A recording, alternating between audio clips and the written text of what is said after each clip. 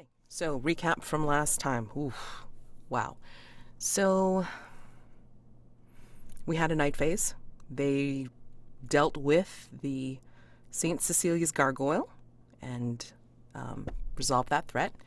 And then there was an encounter with a Lady Edwina Sojourn, who sprung Lord Oda out of jail and then asked Gareth Kellogg of the Royal Explorers Club to go pick up the rest of the members of Hargrave House over at the cathedral to take them to an entertainment over at the Palais de Gaiete, where we meet some of the other folks that we have seen before, like Kemuel Targarys and Evelyn Foster, and we meet also Lady Edwina's servant, a man called Turing. So a little bit of some investigation and action for that. Lord Oda nearly got squashed. Well, not that he's concerned about it. Nearly got squashed by some scaffolding in the theater, and Lady Pipewell's a bit pissed off at him, but she's seems to be safe, so that's good. And yeah, that's where we leave off. So we only have currently one active threat, but that will change in a minute when I introduce the new one. And the new one is, that's hilarious because I had them vote. They didn't know what they were voting on, but they were voting. So the new threat is dum dum dum. The Limehouse Lurker.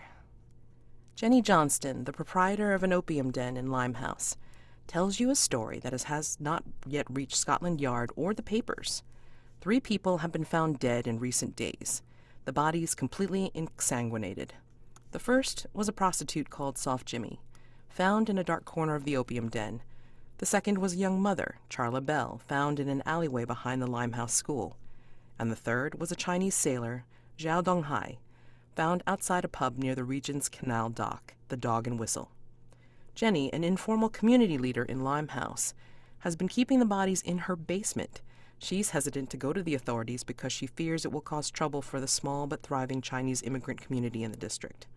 She heard that Hargrave House has experience with matters such as this and has asked for your help. All right, so let's look at people's reason. That usually affects things. Who is reasonable among you? That would be Eligos today. Oh, yes. Yes, unfortunately, Ironar was not able to join us for today, so hopefully we will see them for the session next time. All right, so Eligos. Hargrave House knows about creatures that drink the blood of their victims. They're called vampires. A detail in Jenny's story convinces you that this particular vampire has the body of a small child. What is it?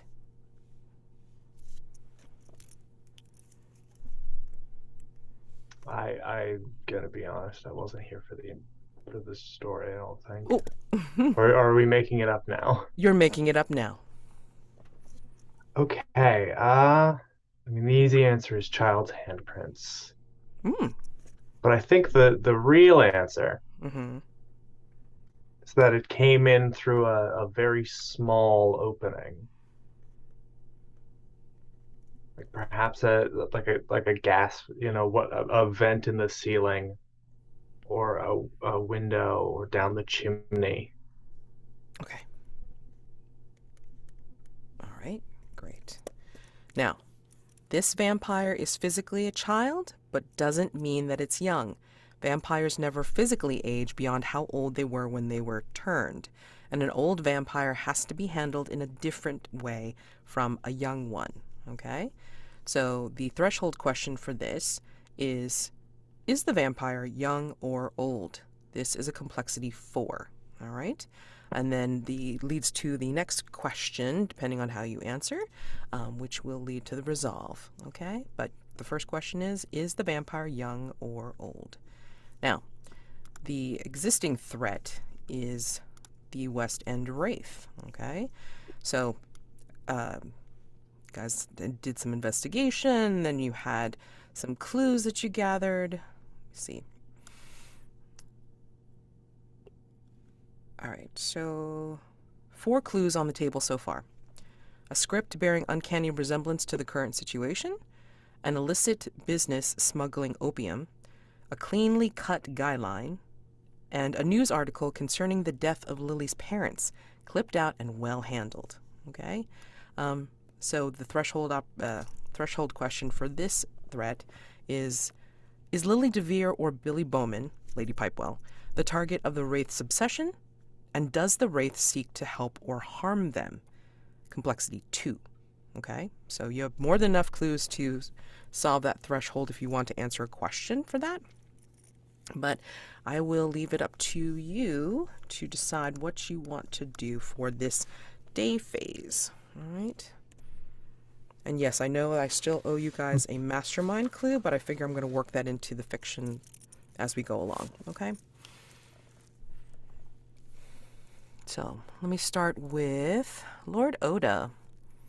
So you nearly got squashed. You were like making a spectacle of yourself, as you normally do, in armor on the stage.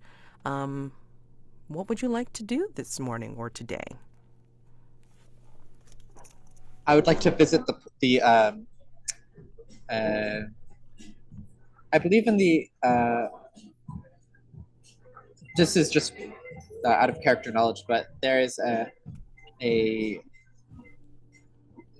part of the threat, the Limehouse Lurker, has what's called a school, which is Yes. like a poorhouse, Yes.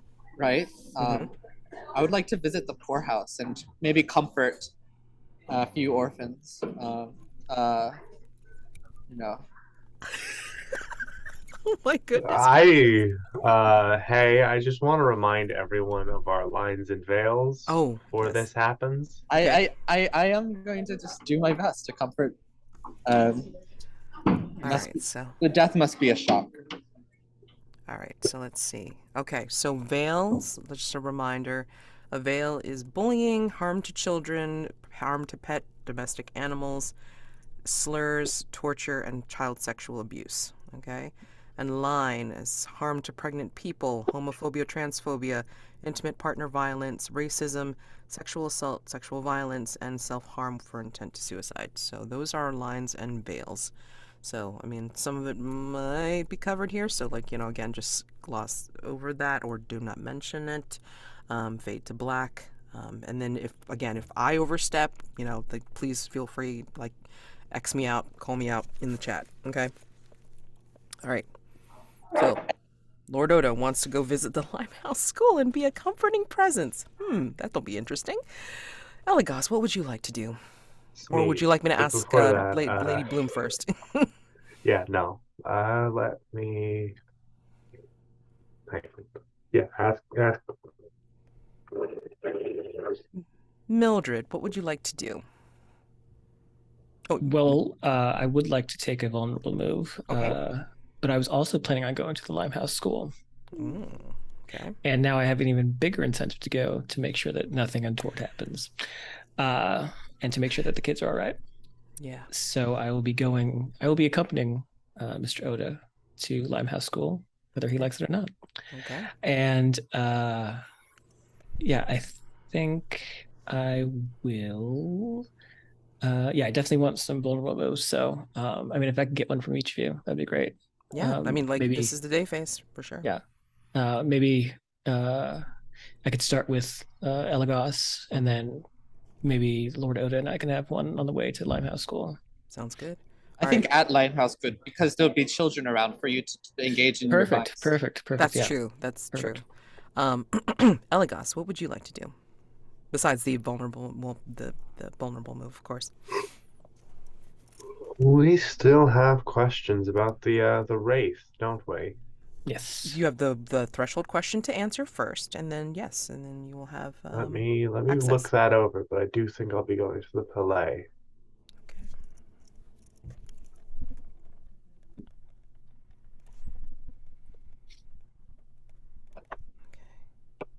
You feel a.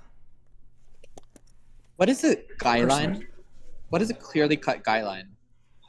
Basically, a guideline is like one of those. Is it the The ropes. I believe. Well, I know it's one of the ropes. I can never remember if it's the vertical one or if it's the one that's like goes Oh horizontal. God, you're right. I don't know. I forget which I one thought it I is. knew, but now that you asked, I don't remember. Right, right. I mean, again, internet, but I don't know off the top of my head. But yeah, that's like that. That is part of the clues for I sure. believe they're vertical. They're like used to hoist things up. That makes sense. Yeah, because the guys are. I mean, that's the way I know it think makes of sense too, because like I think we found it when the scenery collapsed Yes. onto Yeah. Mr. Oda. Yeah, Yeah, exactly. reciting Macbeth, no less.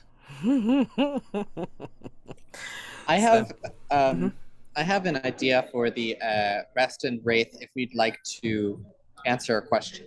Do you want to answer the question first, or would you like to do the vulnerable moves first? What would you like to do? I'd like to answer a question. Yeah, same. Okay. Okay. All right, great. So let's go back to the threats. So again, clues for the West End Wraith. Script bearing an uncanny resemblance to the current situation, an illicit business smuggling opium, a cleanly cut guy line, and a news article concerning the death of Lily's parents, clipped out and well handled. To answer said question. So who's the target of the Wraith's obsession, Lily DeVere or Lady Pipewell, Billy Bowman? Can you And remind me of the details around the opium business? I don't think That's for us to contextualize. That's for to contextualize, exactly. Well, no. When did we what did we get that clue from? Again, it's like a contextual thing. It's not necessarily dependent upon where you find it or who you found it out from. So, because again, I don't remember, and Okay. again, No, it's never that's fine. it's if never the been a information consideration. doesn't exist, that is also fine. Yeah, yeah. Hey, again, you guys can play with this stuff as much as you want. No memory of that whatsoever. So like, It was a very confusing time. 2 night phases. Wow. So, I mean, do you have a theory, Ben, or? Yeah, I was thinking that Lily's parents ran an opium den, and they tried to call a debt, and they were killed for it. And the person who's in contact with her is related to this debt. Either that, or the parents were like in debt to an opium den, and died because they couldn't pay. And so whoever is out to contacting her is trying to what is it called? Somehow get balance, with a debt. Somehow they're collect, right? Yeah, I like the idea. Maybe they didn't own the opium den, but maybe the whatever the Victorian London equivalent of the mafia is, they may have ran the opium den, and they were loaning. They're also loan sharks. Their money, they're providing money to the theater as patrons, but they did, maybe Lily's parents did something to cross them. Maybe they tried to ask for more than they initially agreed upon, or maybe they needed to send a lesson to someone. I don't know, but I think that those 2 clues would fit really well together. Does anyone have an amazing idea? What's that? Does anyone else have a different idea? I'm totally open to it. I'm just thinking. Again, so who's the target of the Wraith's obsession, and is the Wraith trying to help or harm them? It's the target is Lily, and they're trying to harm Lily by trying to win her love, or get her to acquiesce at somehow. You need to marry me as part of this, to get equal, to get even. Maybe it's not even I about don't know love. about that Maybe one. it's just theatrical, kind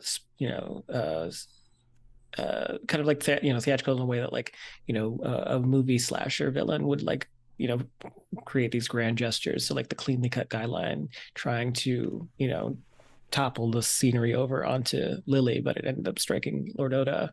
Maybe that's just sort of part of that grand theatricality that the Wraith has. I mean, it's got to be someone with access to the theater. Well, and that's not actually the question. The question is motive. Yeah, Right. so I agree. I think the clues make sense that Lily is in danger. Okay. Yeah, I So don't think we have. I do agree with that assessment. I don't think we have any idea why that would be. Right. yeah, I think that's what we'll need to investigate.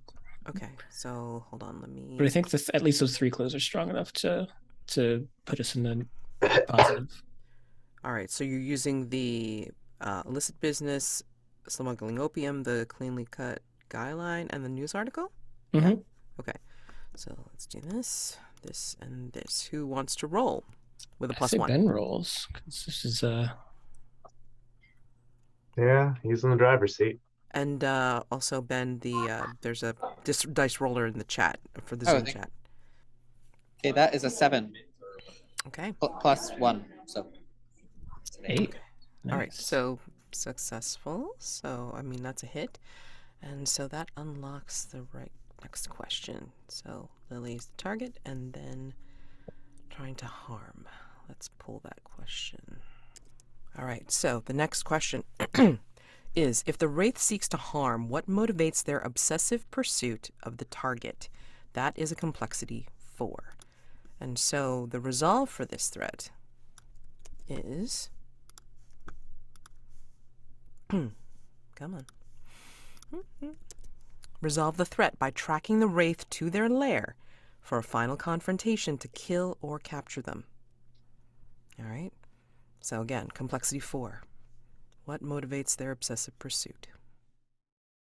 Yeah, let's go ahead and start those vulnerable moves, okay?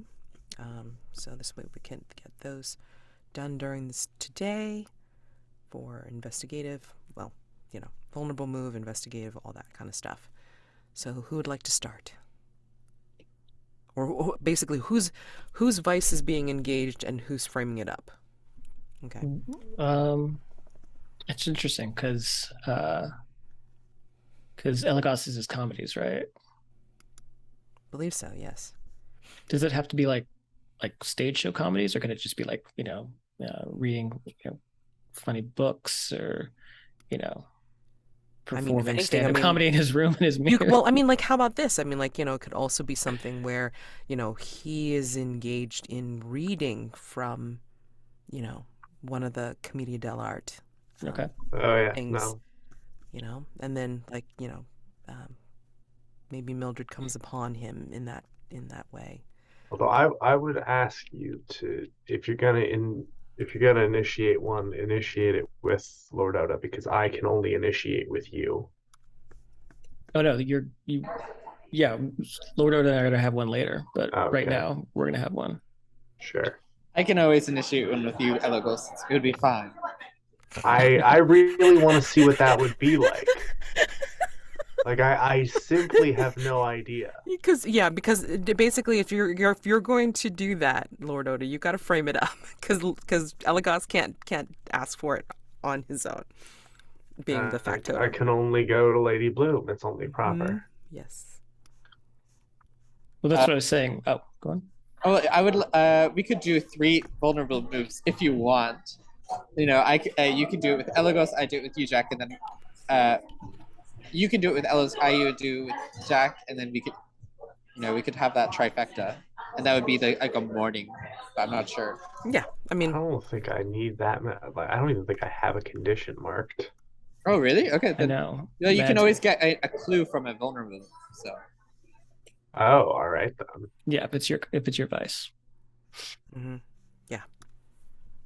That's the bonus. If it's your vice, you can either invite the other hunter to ask you a question about your past, or you can get a clue. You stumble upon a clue that you would create, as long as it does not conclusively solve the question at hand.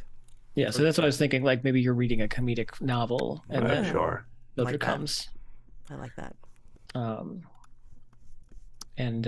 Yeah, I think Mildred is probably used to waking up early, tidying up the house. She's still not broken the habit of not doing that now that Eligos is here.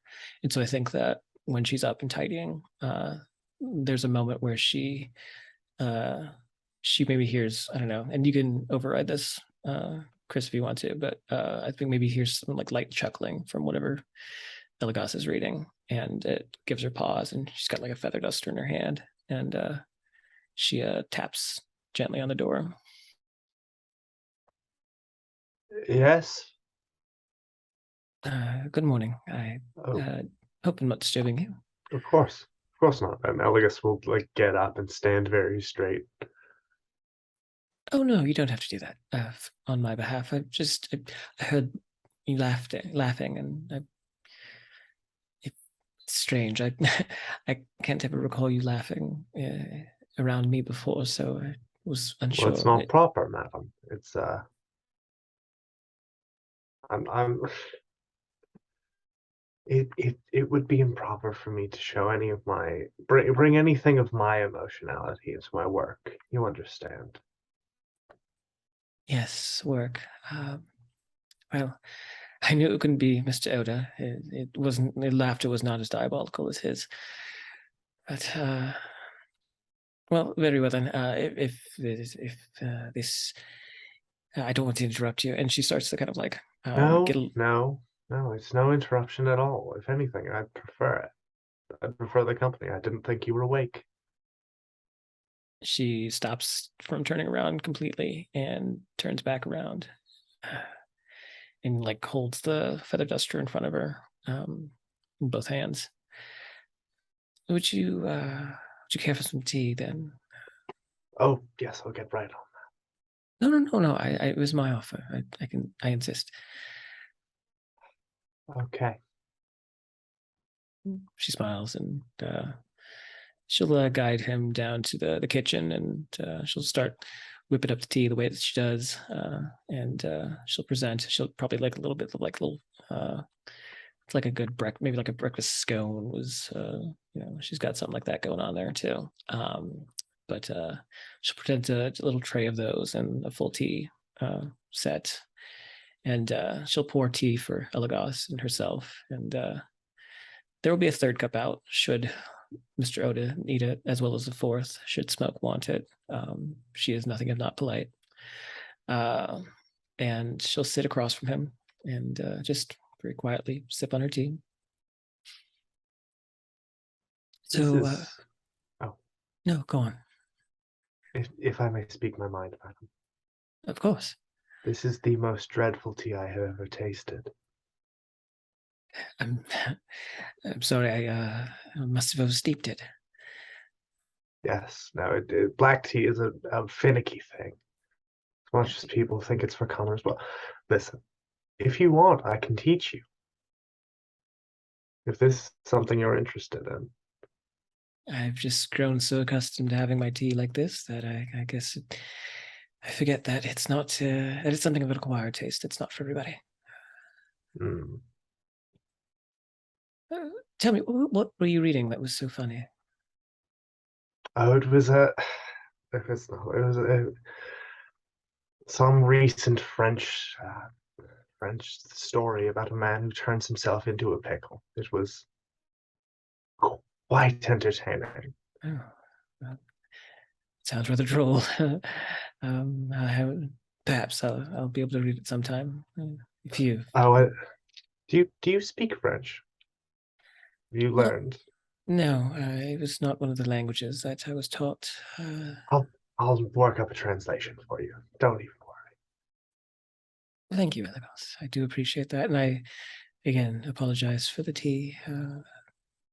Perhaps before you try to teach me French, or try to translate, maybe we'll just work on the tea first. Yes, I think that will serve you far better. It would not do to have you interacting with any sort of Frenchman. She chuckles and takes a sip, and there's like a little bit of a blush in her cheeks when she does that.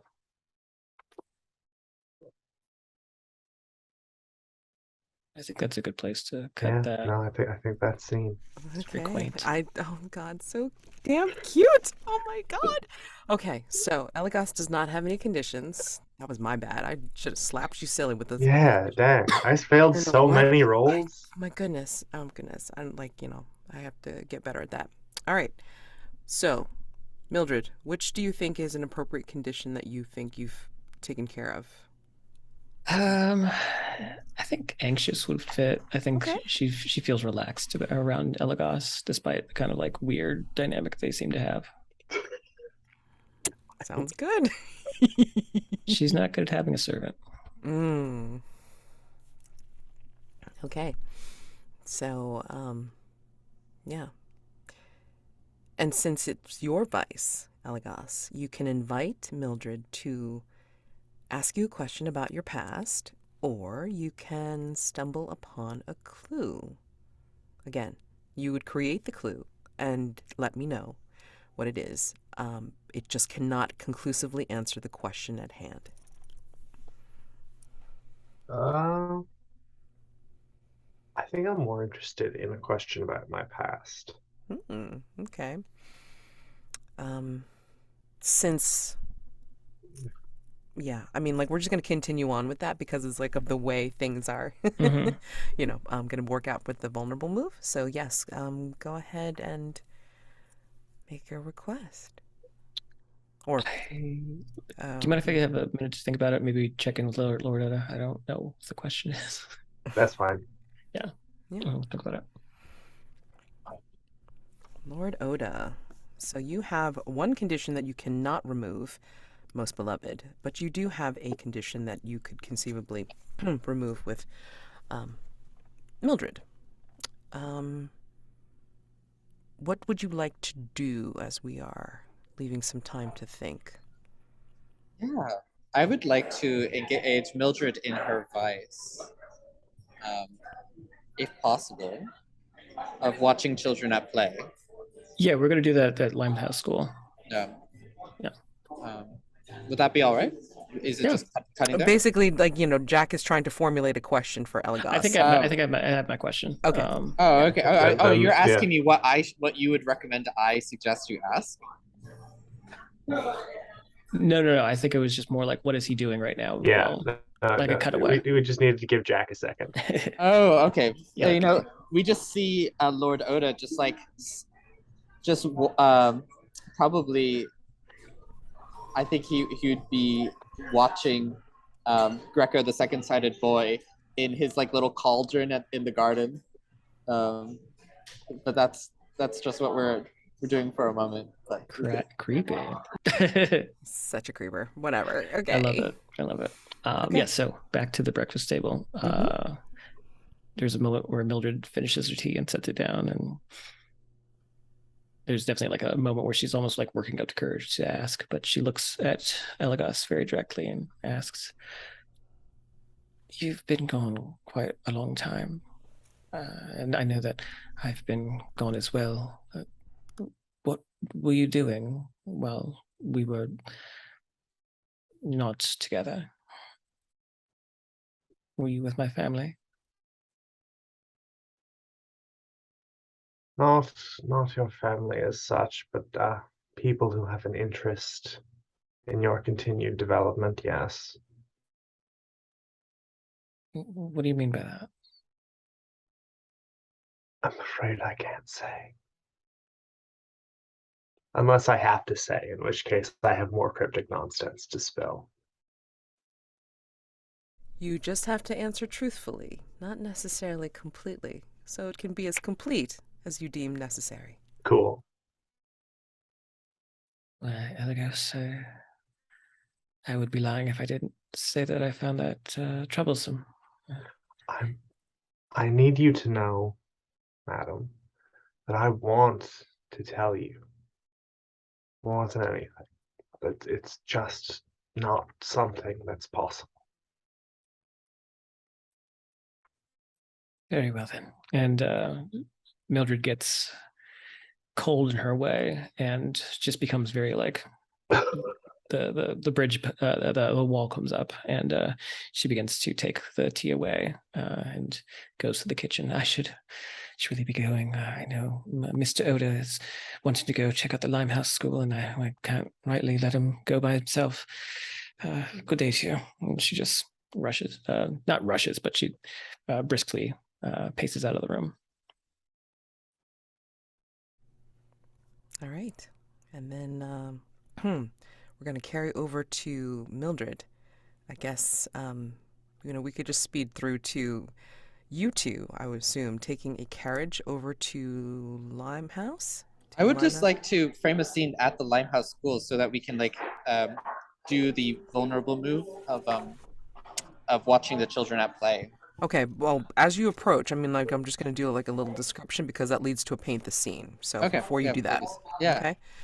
So you get to the Limehouse School, and it's a workhouse for the lesser to do, for sure, the poor children.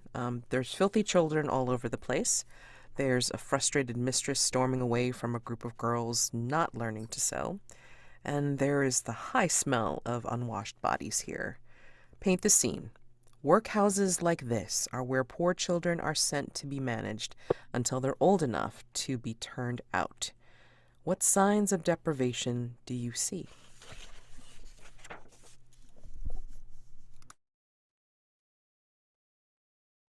I think all the children have just like thin slippers made of just piecemeal cotton or denim. Just you could tell that the children probably had to make them themselves, and they're very shoddily made, and there's no like insulation or support. They're basically glorified socks at this point.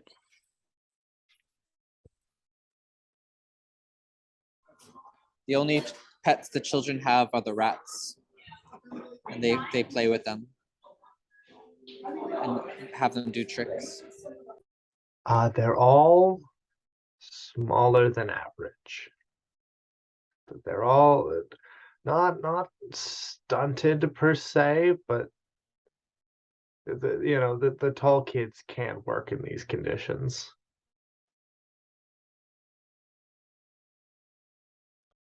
All right. And then, as you go along and then you go to different locations and such, if you'd like to add these places to the London tab, which has notes for side characters as well as locations, please feel free and fill that in. Okay? All right. So this is what you and Lord Oda see, Mildred. Frame it up if it's your vice that we're doing. All right. Yeah, I think. Well, Oda, did you have an idea of how you wanted to approach this? I figured we'd just take a car together, or a cab together, rather. Okay. But if you had an idea. I was thinking we could do charity for the poor in some way. Yeah. And help alleviate the terrible conditions, even for a moment. Question: what is Lord Oda wearing as he's coming with Mildred to this place of the poor? Oh, yeah. So Lord Oda is wearing almost like you would go to an opera. There's a long cape, and there's a beautiful opera of the new Dickens, an adaptation of the new Dickens play about the twist character, and in the opera that's on stage right now, there's a long coat that says, "Should I really care?" on the on the cape of Mr. Scrooge, and that's what I'm imitating in this scene, and I have that. Mr. Oda, do you really find this ensemble appropriate for the occasion? I'm giving it to the children, Mildred. They don't have blankets. Oh, you intend to give this very large, ostentatious jacket to the children? Are they supposed to, bundle up together underneath it? Well, they could make... well, what do children do? Make forts. They have large scarves. They can do it as they will. See, I'm trying to change myself, to become a better person. What brought upon this newfound sense of responsibility? Well, you see, when I was in the captivity for however short it was, I was reminded of certain actions that I took upon others that were very similar. And for a moment, I felt a pang of something in my chest. And I first thought it was my gullet, that I ate something wrong. But after a long while in consultation with, well, let's just say, I felt something for once in a way that I haven't for a while. Something that I regret. I want to pay it forward. Well, not regret, but just. But, Mildred, is this really something that you should be concerned with? We're trying to help the children. Just look at them. They're so pathetic. Playing with rats. Oh, gosh. You're no stranger to playing with animals yourself, especially rats. And she'll turn away, and I imagine that they're probably like coming together, maybe with like baskets full of. I think Mildred probably like brought some baskets of those scones that like she had made in the morning that her and Eligos had, as well as some scarves that were knit at some point. And I assume Lord Oda is going in empty-handed aside from his coat. I mean, he cuts. Well, okay, let me ask you something. Mildred, are you going first, or is Lord Oda sweeping forward? It's Mildred would like to go forward, but and Oh, would hope Mildred, that, please go forward. yes. I think I'll bring something, and I'm just thinking what I've brought for the children. Yeah. Make it something incredibly inappropriate because Yeah, that's something how impractical. Yeah. Right, exactly. Because as Mildred, you make your way forward. They're in the coming out of the school. Like, you see these children in the courtyard. Coming out of the school is this gentleman, a fidgety gentleman in a brown three-piece suit. His voice like seems to start low, but then ends up high, and with like kind of like a squeak. And then you can hear one of the one of the teachers in the courtyard refer to him as Mr. Chesterfield, and refer to him as headmaster. He's kind of like a bit twittery, and then like he's got some of the children kind of gathered around him, and he's trying desperately not to get touched or touch them. Oh, yes. Okay, all right. Wait, just to go off and go learn by from Miss Hattie over there. And then he sees. Well, first he sees you coming forward, Mildred. I'm sure you're quite demurely dressed, and you've got your baskets with you and such. But then he's looking around you, and then looking at the spectacle that is Lord Oda. Hello. We weren't expecting visitors today. A surprise visit. My name is Mildred Bloom. This is my associate, Mr. Oda.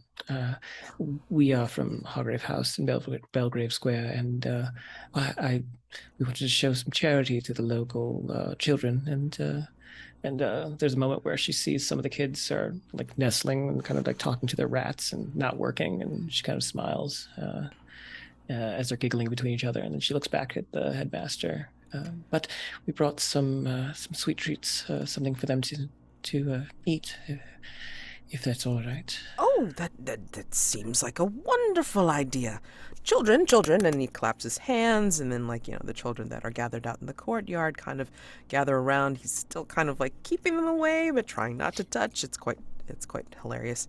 And so it's like, it seems we have visitors today, and you've brought you some wonderful treats. Miss Hattie, and then he calls out to a couple of the other teachers. It's like, let's set these fine victuals out here, and maybe there's like no, a sideboard it's table. quite all right. I don't mind. And Mildred just kind of like crouch down to eye level with the kids, and just sort of hold out the basket. This is wonderful. We do good work here. We do the Lord's work here, and there is nothing to be had for our standards. They are very well kept here. Mildred looks at their malnourished frames and their shitty slippers and does the kind of like polite but upset smile, raising her eyebrows a bit. Lord Oda, you brought something as well, didn't you? You see, I did. And from behind me, there's I pull out like what looks like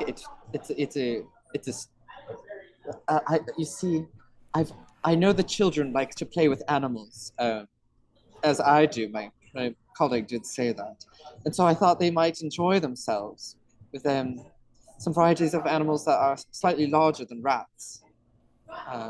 And children always love to play with animals. And you see, I was at the zoo the other day, the London Zoo, and I thought, they would like to play with some exotics. What did you bring here? Yes, Mr. Oda, what did you bring here? Yeah, and so I clap my hands, and there, through the door comes a zookeeper with a zebra, right? Who's which is bringing along like a cage, like a barred cage with various zoological animals inside, exotics. And that you hear screeching and of like monkeys and like the caws of birds. There's a swan in there. Sir, I appreciate your forethought and your generosity. I'm way ahead of you. And I open the lid as the zebra comes to stop, and like these animals just start to flutter out and crawl out like into the room. Children, and like, they're starting to go all over the place, like, either like, reaching in and touching the creatures, or like chasing after them. It's like, children, no, Miss Hattie. Oh. And it's starting to become pandemonium.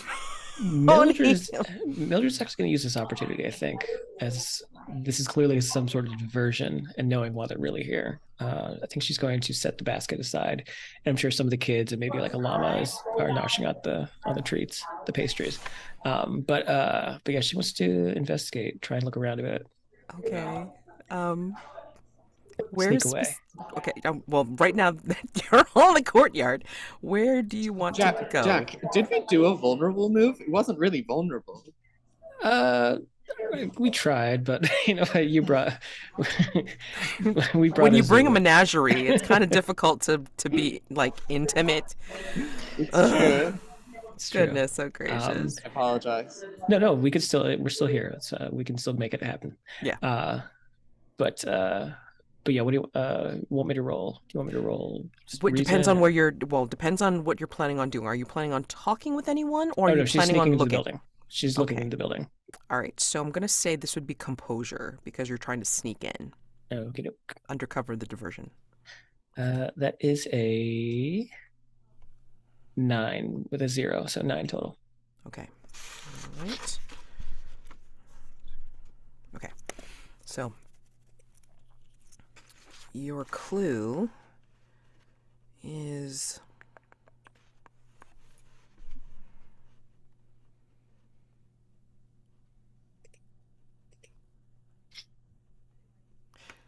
you find a Bible in one of the hallways. But this Bible, with where the pages that tell the story of Noah and the Ark, those all have been ripped out.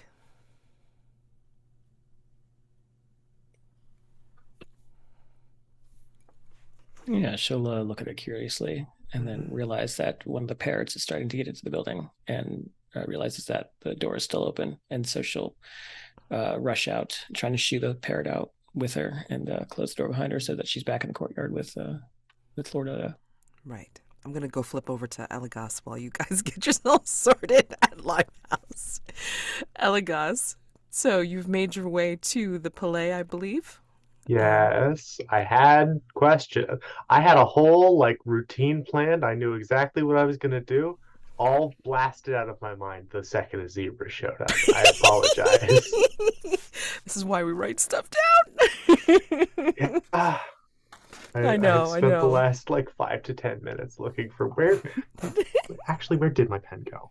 For real. That's so funny. But let's see. Sorry. Hang on. Let me read the whole plan. I'll get there. And like while you're thinking about it, I'm gonna let you know like all the different places that you can search in the theater itself. So Sure, give me a that's second. fine. Yeah. Sorry.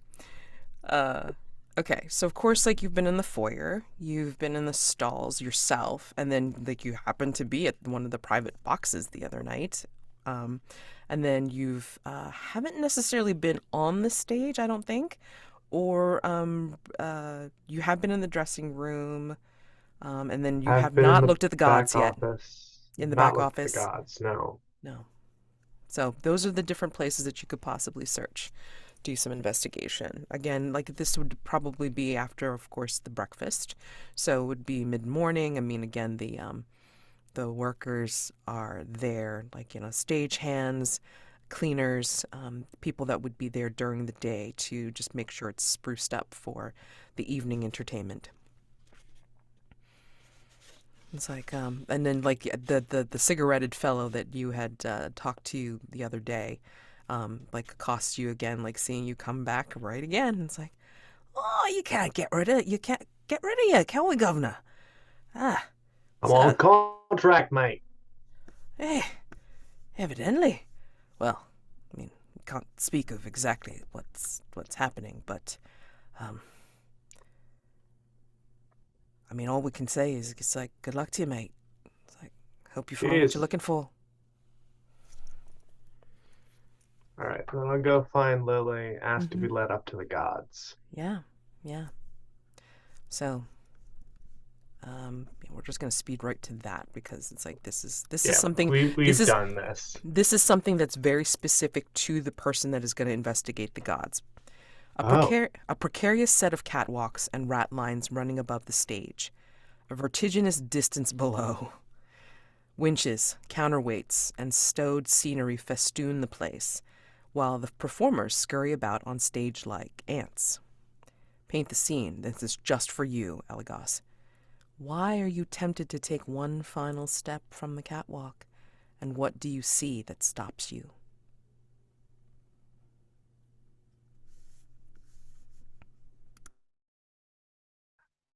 I worry I've forgotten what it feels like to fly. But there are too many people, and too many of them will look up.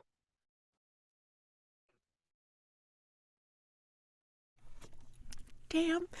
Okay, so you are looking through the catwalks and checking to see how it's like patterned and formulated and such. So I would say that as you're looking, through this place, this high space, you still see, of course, that poem that when you are down below, like by stage level / stall level, you can still see that poem that's written there that love and romance were like, clearly delineated. But then your clue is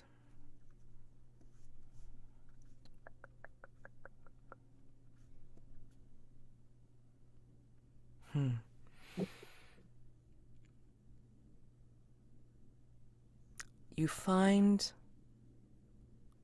a knife. You find a knife up here in the gods. And on it, wound round its hilt, is a lock of hair tied with ribbon.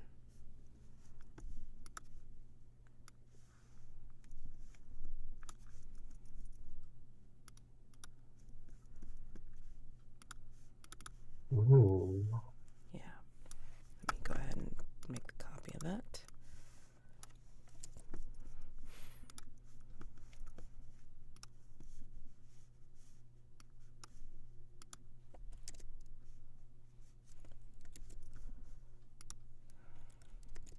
There we go. All right. that in there. Thank you. How do you feel right now? Me? Yeah. I mean, it's a sort of wistful, I guess is the word. This is a place with a lot of memories for me, and a lot of and the god specifically, as we've already discussed, is invoking feelings I have not felt in a long time. Give me a roll. Just curious. Plus anything? Yes, I want you to do it with composure in this case. Ooh boy. Am I going to jump? Let's see. Composure, I should have it. I think I have that in spades. I forget. Yep, that's my +2. Not that I need it. That's a 9 + 2. Okay, 11. All right.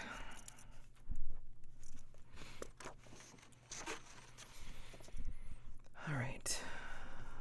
I think what you find...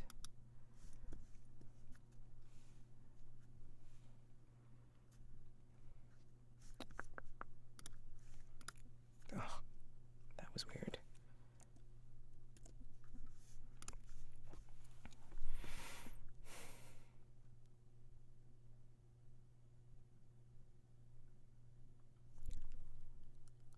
Oh my gosh.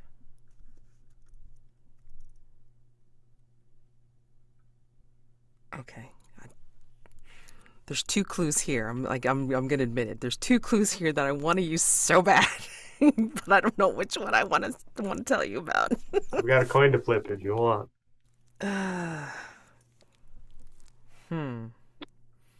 It's British. Yeah. Oh, wait. Okay. Yeah. Tell me heads or tails. Tails. Okay. So, what you find up here, as you're looking around and you're feeling very reminiscent, you can sort of see, but not really because it's kind of dark up here. You see a matte black porcelain mask. It almost disappears into these catwalks because it's so dark and it's matte, so it's hard to see. And you can't tell at this point because it's so dark, but it's depicting the face of either comedy or tragedy. You won't know until you get down to ground floor.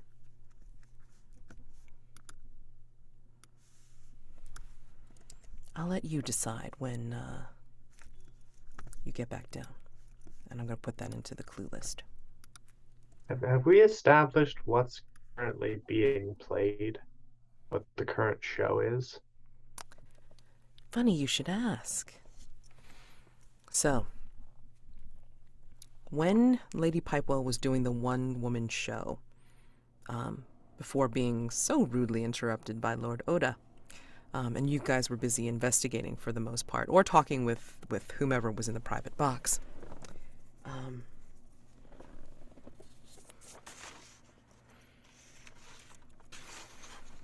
it was a strange thing that was nested inside a show. Now, you know the shows. So you would see that the show, the main show, was Midsummer Night's Dream. Inside the show, the play that was being performed inside the show itself, that Lady Pipewell was singing about, was talking about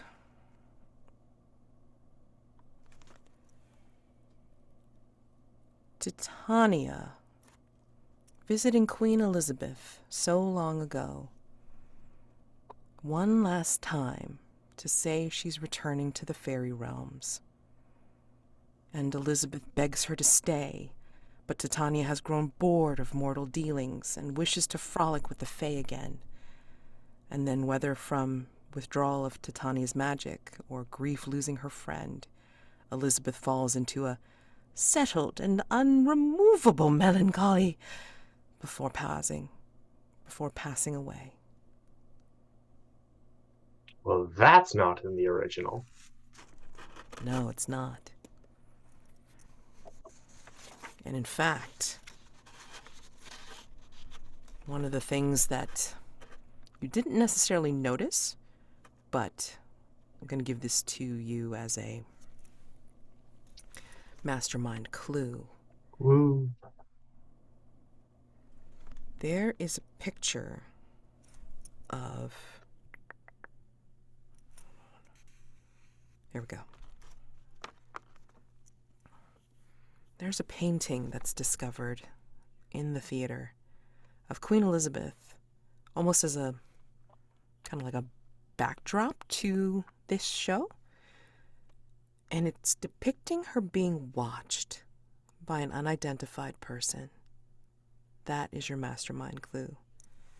A painting of Queen Elizabeth found as part of the show, depicting her being watched by an unidentified woman. And just to be clear, this is Elizabeth I. Correct.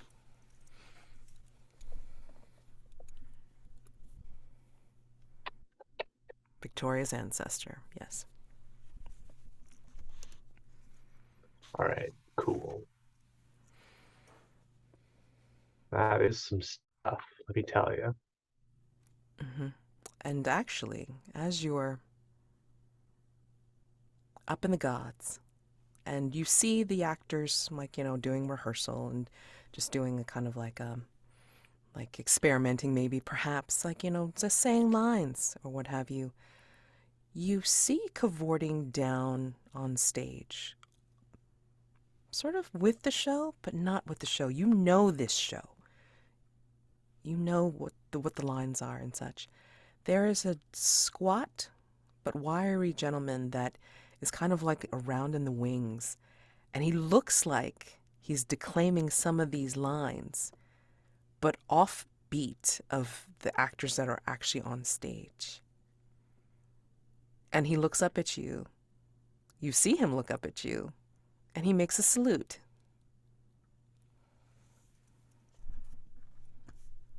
Do you know what the salute is? He does this. He raises his 2 fingers, top of his head, and smiles. That'll get you shot in certain parts of Italy. Well, you're all the way up in the gods, so if you say this out loud, he doesn't hear it. Oh yeah, I know. I'm 100% muttering to myself. All right, let's flip back to Limehouse. Yeah, I think this will be the opportunity to actually do the vulnerable move, because we now see the children are having fun in chaos, and there's a moment where Mildred comes out with the Bible in her hand, and her pace slows as she's watching the kids run around and laughing and giggling for what must be the first time in a while, at least at this level of excitement. And she sort of drifts beside Lord Oda and doesn't say anything to him immediately, just watches them with the Bible clutched in her hand. You know, Mildred, I feel sorry for these children. Oh, why? One shouldn't be punished for having parents who don't care for them. I do believe that, personally. It's true. This world brings others into it and does little for them once they're here. Some of us are lucky to find support. Unfortunately, not all of us are.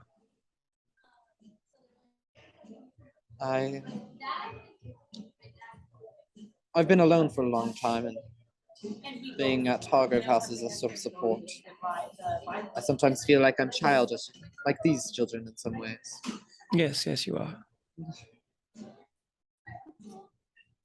How would you stand me? I'm dramatic, I'm petty. Why do you tolerate me? Well, blunt answer is that I really have no choice, do I? It's the nature of the house, isn't it? But truthfully, you have proven useful in your time with me, your time in the house. You're not a complete drain on resources.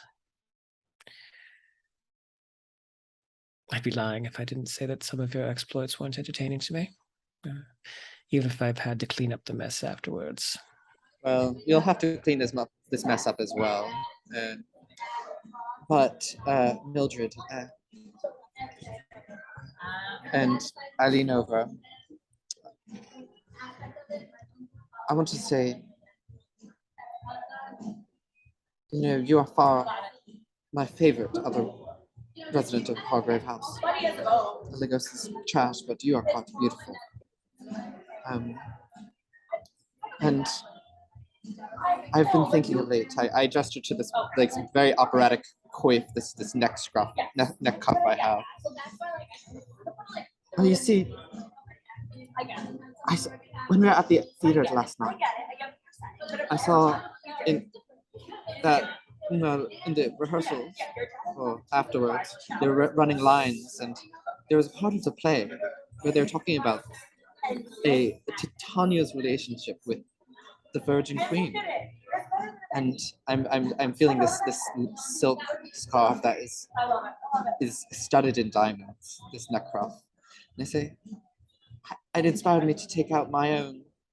I received this from the Virgin Queen once, and this is the true thing. Would you like to have it? My dear Mr. Oda, it's far too ostentatious for me. As you can see, I'm quite understated by comparison. I appreciate the offer, though. Well, one needn't accessorize a beautiful flower. And Lord Oda gestures to, like, he kneels down and gestures to kiss your hand. He says, I appreciate you, Mildred. And he breathes in this beautiful perfume you have. She is finally broken away, her gaze from the kids who are cavorting with sloths and llamas and whatnot. And she looks down at him and is just befuddled by this and looks at him. You seem to be somewhat scholarly. Are you religious at all, sir? Well, Mildred, you see, I do believe in certain higher powers, and of late I felt like I've been watched by something that's entirely other than human.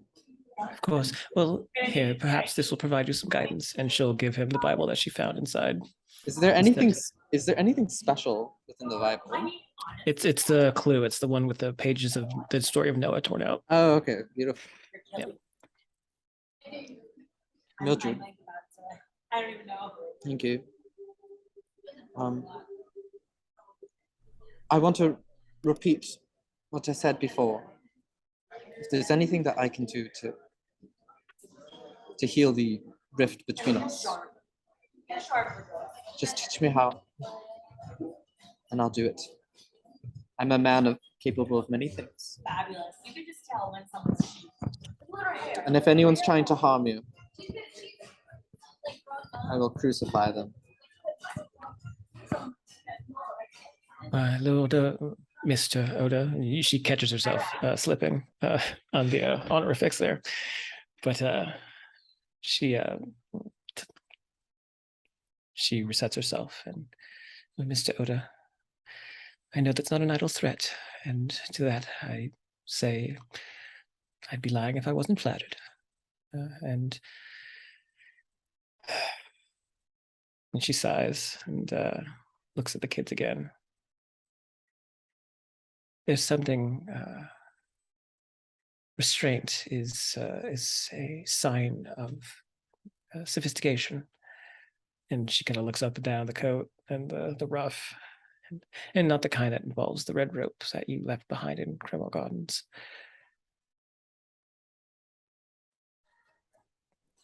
I never said I was intelligent, young lady. I'm just bold. Would you like to adopt one of these children? No, I'm no caretaker. Well, we do have a servant in the house, and I sense they're very good with children. Just a moment where she looks away and has this like moment of thoughtful recollection, but it passes, and she goes, no need to overburden him. I mean, we already have one child in the house as is. And she turns to him, and there's a bit of a smile, like, you know, it's an intentional barb.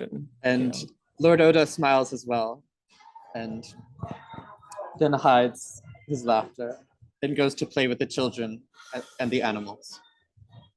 I think with that, then I'll find a clue. Stumble upon a clue.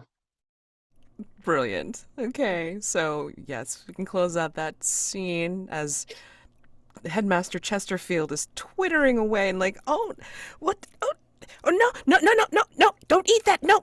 And then like basically trying to corral the children and also trying to control the animals, which he has absolutely no clue how to do. And you guys finish off your scene. So let's look at the conditions. So, Lord Oda, do you think you can wipe watched? You talked about it, so I think so. Yes. And then I don't think so. I don't want to cross it off. All right. I'm okay. I mean, like, you really want to push this 3-condition club crap, but I mean, like, okay, if you want to do that, that's fine. It's just watched is so good. I want to know what I'm watched by. It's this like thing that's been from session 1. I mean, episode 1. So goodness, okay. Because you haven't cleared it. There's myriad opportunities. What do you mean it's been here the whole time? You put it there. Right. Exactly. Listen, he just had the muse has to take him, you know. It just I guess. Okay. And then Mildred, would you say that you're feeling more revitalized having watched these children and just kind of watched them at play? I would say so, having had a somewhat civil conversation with Lord Oda. Okay, so then you can definitely take out a weekend for sure. I also think I have my clue. Okay. Okay, great. So I think that when things are wrapping up, and whoever Lord Oda brought to corral these animals back into cages, if he did, I assume he did. I assume he didn't leave zebras to be left at workhouse. But there's a moment where Mildred is saying goodbye to the children and saying goodbye to the headmaster, who is fidgety. There's a moment, though, where she steps aside and she notices something in a nearby alleyway. And she looks around and makes sure that no one sees her ducking in there, because it's not befitting a lady of her stature. But she goes in, and when she goes, it looks like sheets, like translucent and crumpled up together. But when she kneels down and she pulls it up, she realizes that it's like its skin. It's like a child-sized skin, sort of like the way that a snake sheds its skin, like a husk. And that's the clue. All right, go ahead and throw that into, I'm assuming it's for Limehouse. Okay. I mean, it doesn't have to be. I mean, it just makes the most sense. Oh, no, here. yeah, no, it's yeah. And I'm just going to say peripherally, just to remind you, one of the victims was Charla Bell, and she was found behind Limehouse, possibly in this very same alley. So that's something to think about, okay, if you want to return here or if you want to continue on in the night phase. Eligos, because of what you were talking about as you were up in the gods, I'm going to have you take the condition fond memories, if I remember correctly. Sure. Yeah, put that on your conditions list. All right. So, dusk phase. The ballroom. The kitchen, hello. Hargrave House once hosted a ball for a group of visitors from the Fey realm. Even today, there are subtle reminders of that night in this room. What are they?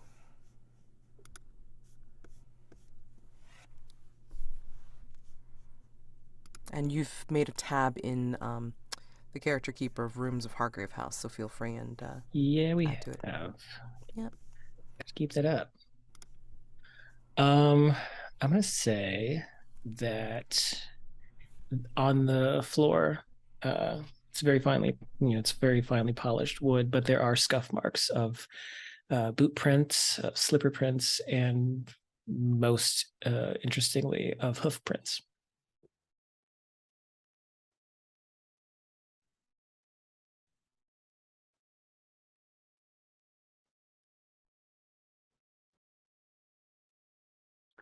There is, in a glass case in the ballroom off to the side, there is an apple with a single bite out of it. That, doesn't appear to be wax, but is not at all rotten.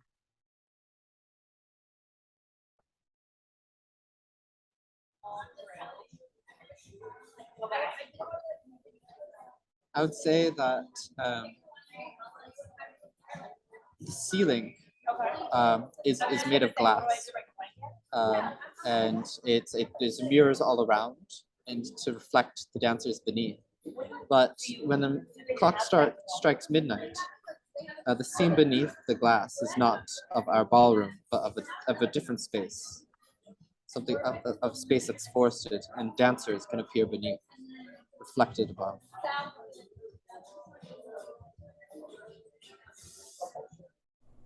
Nice. All right. So I do not think there are any playbook moves in here right now. So let's just see what we want to do for the Unscene.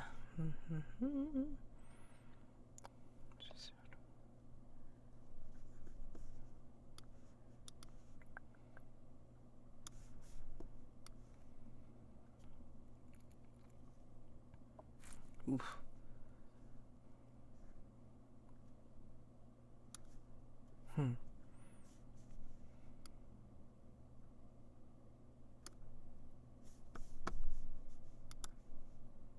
All right, for tonight, let's go ahead and go down to the second, or the last full row, which is 41. Excuse me. And go to the second one, which is St. Osana's Home for the Destitute. Okay? That'll be our Unseen for today. St. Osana's is a modest-sized workhouse with around 300 inmates. The cramped, unsanitary accommodation is segregated by age and gender, with families separated except for babes in arms. The food is meager, the work frequently pointless, and the discipline harsh and arbitrary. After lights out, the house is silent but for muffled sobs and snatches of whispered conversation. So paint the scene as everyone, of course. Second prompt will go to Ben. Third prompt will go to Chris. And last prompt will go to Jack. Okay. Normally take the break here, but I mean, like, since I had delayed before, we're just going to go jump right into the... oh, actually, sorry. I forgot. What do each of you want to do for night phase? And I know you have to leave early, Ben, so I mean, like, we can tackle your scenes first. And then see what you want to do. Yeah. I think that Lord Oda would like to visit Greco, the second-sided boy. Okay. Like actually visit him in Cremorne. Visit him in Cremorne. Yeah. Okay. Yeah. All right. Or he sent a calling card for him to come to Hargrave House. Yeah. What do you think is more interesting? I think it would be interesting to see if he would come to Hargrave. All right, so we'll do that. Eligos, what are you going to do for night phase? Hmm. I would actually, if you don't mind, Chris, I think Go Mildred ahead, because I got has. nothing. Yeah, I think Mildred would want to send you to the opium den in Limehouse to go find out more clues about this lurker. Excellent idea.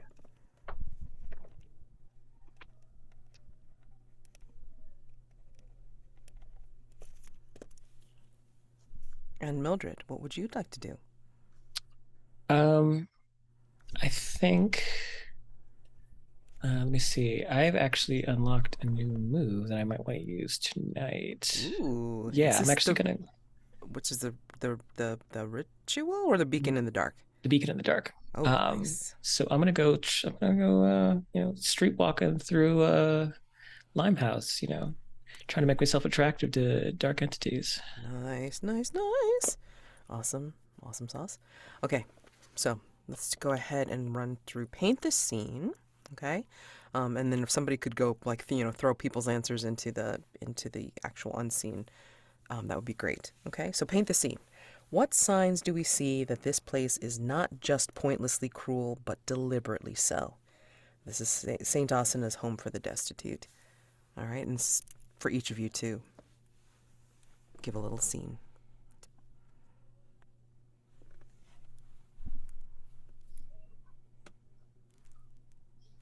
There is a placard in the cafeteria, and it's from Proverbs 17:28. And it just simply reads, "Even a fool, when he keeps silent, is considered wise. When he closes his lips, he is considered prudent." And whenever they're there to eat, they must remain silent at all times. And anyone who is caught even so much as coughing has their food taken away from them.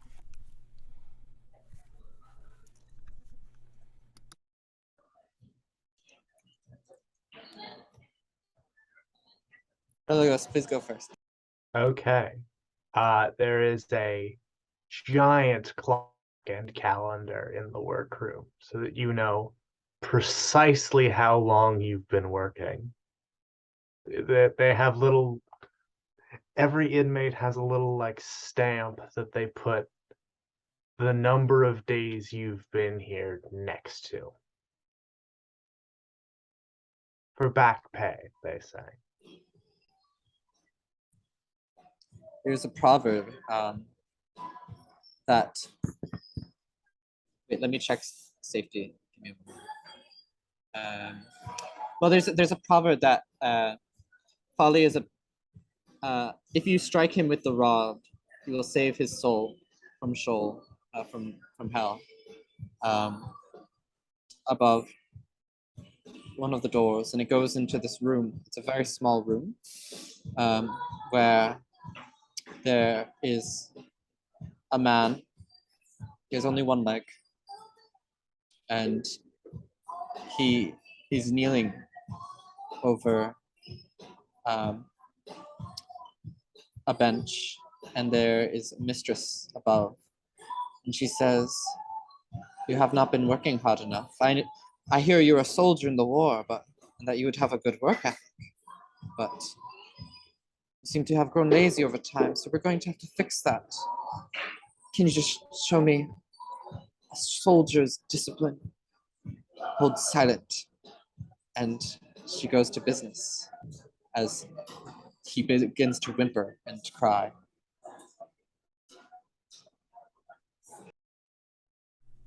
Okay, so you send word to, we're going to start with Ben since he's got to leave early. So Lord Oda, you send some word to Greco. I had sent my my card earlier in the day. Okay. One of my men went. And it was found in his deck where he found my card, Right. asking him to come. And there will be a ding, ding, ding, ding at the door in the evening. Mm-hmm. And I'm going to assume that Mildred and Eligos have already left for their particular errand. So there's no one to answer the door except you. Oh. And I am in my evening regalia. I am dressed as a ringmaster. And I answer the door with a cup of coffee that I have warmed, that I found on the table earlier today, left to me by someone in this household. Very kind. And I offered, I say, oh, is it my dear boy, Greco? I have made you some coffee. He does not have his face paint on like he normally would at Cremorne. What is he wearing? He's wearing a turban. It's like a purple turban with like a little bit of a brooch in it, as well as like, what looks like seer's robes, basically, kind of ornate patterns on them, but then plain underneath. Is our Greco actually a boy? I forget how old he is. Okay. Well, I mean, like he's not like a boy. Like we'll say like he's like at least 17. Okay. Yeah. And then he looks at you with like, utter seriousness, and you wanted me to call. Yes, Greco. You see, I've been watching you, and you have been watching me for some time, and I feel like we are at a standoff. I want to be friends. I could give you some things, and in return, I was hoping, well, with your special sight, you could help me find something very important to me. And that is all you want. You do not want... I sense darkness in you, sir. I don't want to be involved in that. My dear Greco, you already are. So just give up on that case and come inside and have some coffee with me. I have a special room I'd like you to see, and it is not my bedroom. Okay.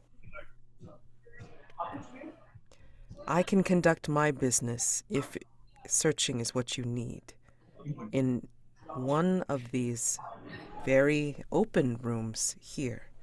Well, let's just go to the salon then, or the map room. Which would you choose? The salon sounds more open. All right.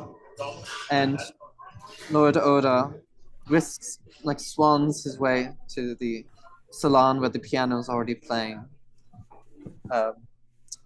Jack, what is the piano playing? Moonlight Sonata. Moonlight Sonata, beautiful.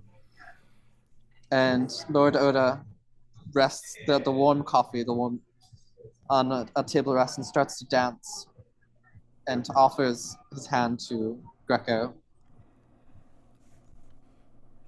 I am here for mere curiosity, sir. If you require me to search, I will do so. I will not indulge in any other activity tonight. Well, Lord Oda just begins to dance by himself as if he is a dance partner. As if the ghost that's trapped in his room is with him, dancing in his arms.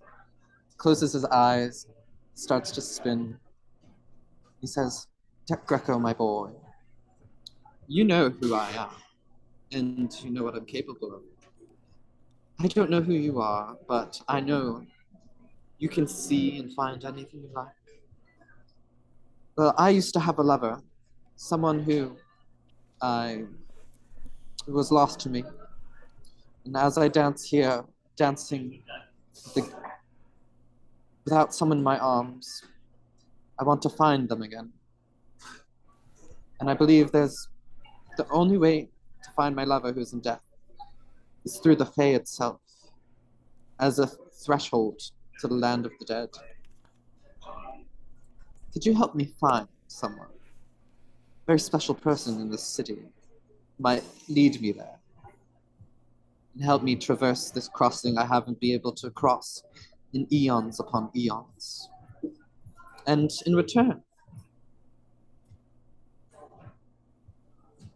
and he smiles,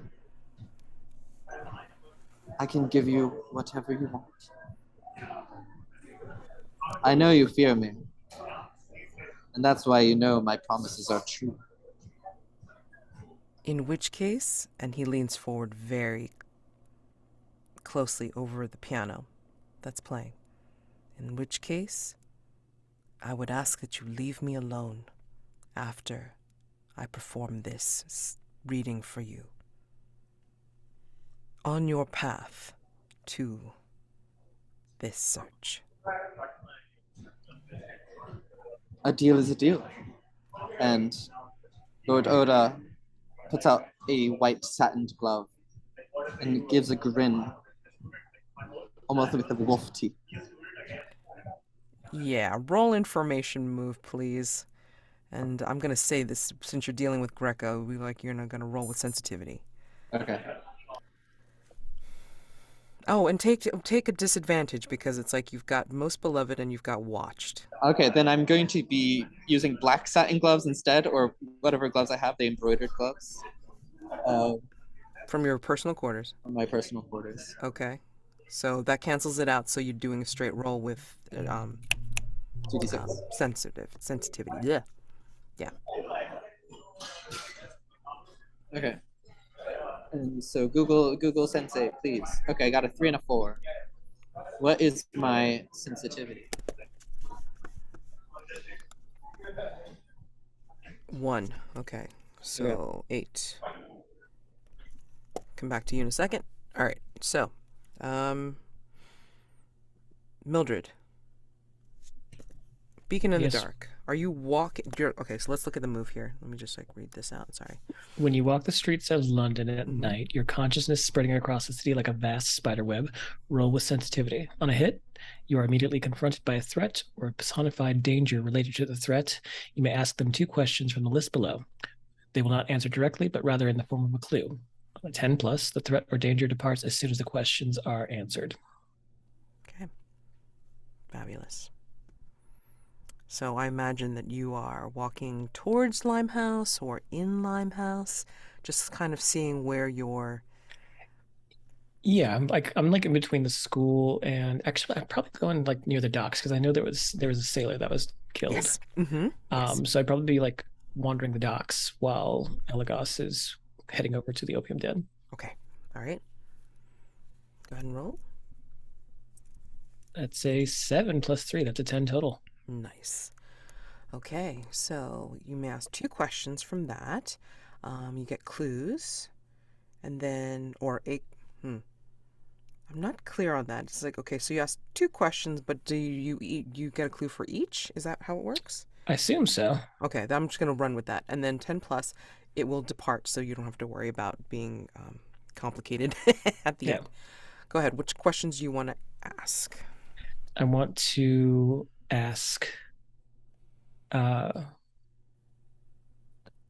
want to ask what they want from what do they want from Limehouse District, and how can I get you to stop?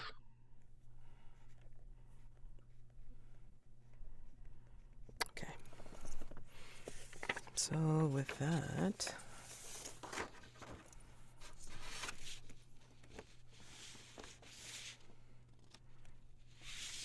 What do you want from Limehouse?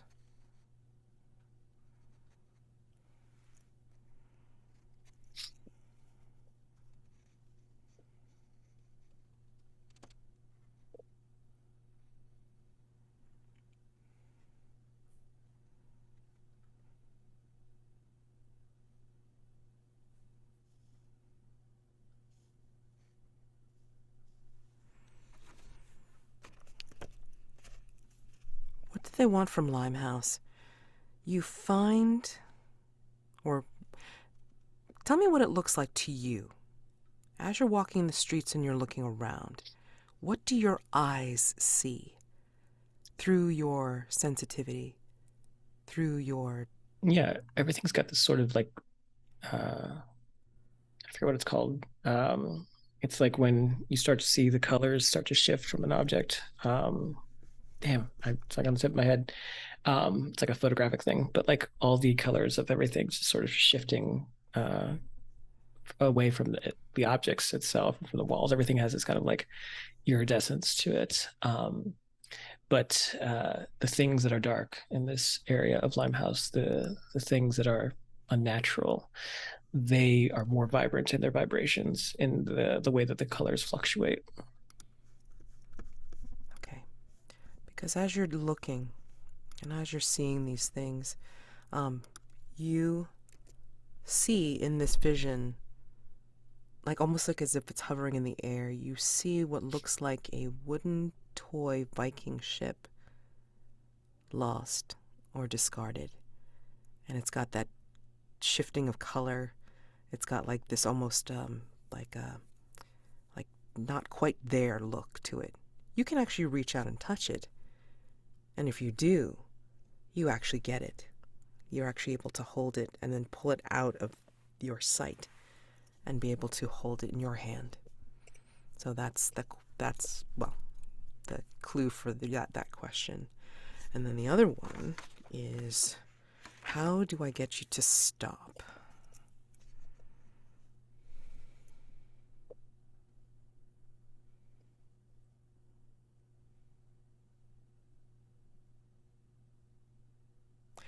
I think after you get the ship and you're wandering around a little bit further, you see what looks like a dark subterranean place. Hi, everyone. Okay, bye. Sorry. Hi. You see a dark subterranean place, and in this place, you can see a pool of half-coagulated blood. And is the lurker here with me then, or are they like showing me these things, or? Yeah, it's almost like you're sensing this presence behind you, but anytime that you turn, you don't see them. You sense them. You sense them behind you. Always behind you. I don't want to hurt you. I want to help. But I can't help if you're just going to leave me cryptic messages and images like this. Tokens. And she holds out the Viking ship.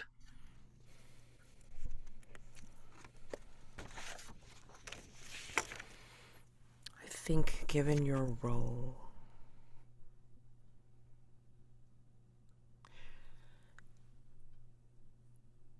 before they leave, they're going to come out of the shadows, so you see it in that particular light that differs from the rest of the scene, and looks like a child, but the features are indistinct. They will reach out with their hand, and this hand seems to be coming out of the shadow, and then reaches to touch you and stops. Do you reach out as well? She's trying to meet the creature's hand in the middle. So yeah, she's reaching out. When you reach out and touch the creature's hand, you just get this wash of memory. Very indistinct, but you know that you're seeing things that this vampire has seen. And then, just as soon as you get it, the creature is gone.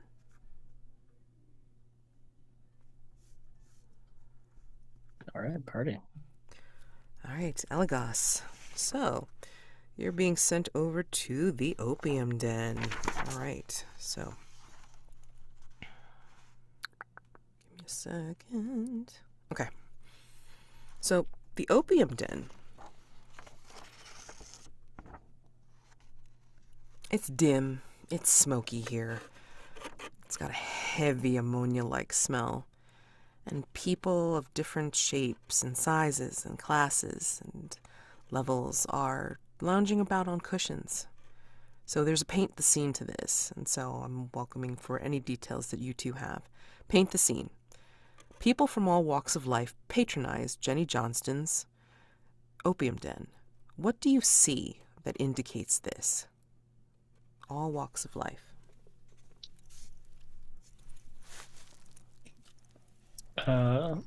The den is set up with bunk beds, and On many of the bunk beds, there are folks of different classes. On one in particular, there's an old man who has clearly been here a while, but he's on the top bunk, while on the bottom bunk there is a younger man, but he's still in his finer suit, like after work suit, and it seems he's just gotten here, but he's settling in for perhaps an evening of indulgence.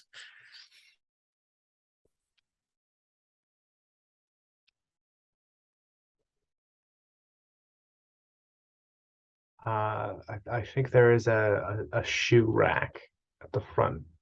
Well, one of the entrances. And several of the places have sort of scuffs of polish and things to indicate that the shoes have been very clearly stolen, even though the ones that are there are of dramatically varying quality.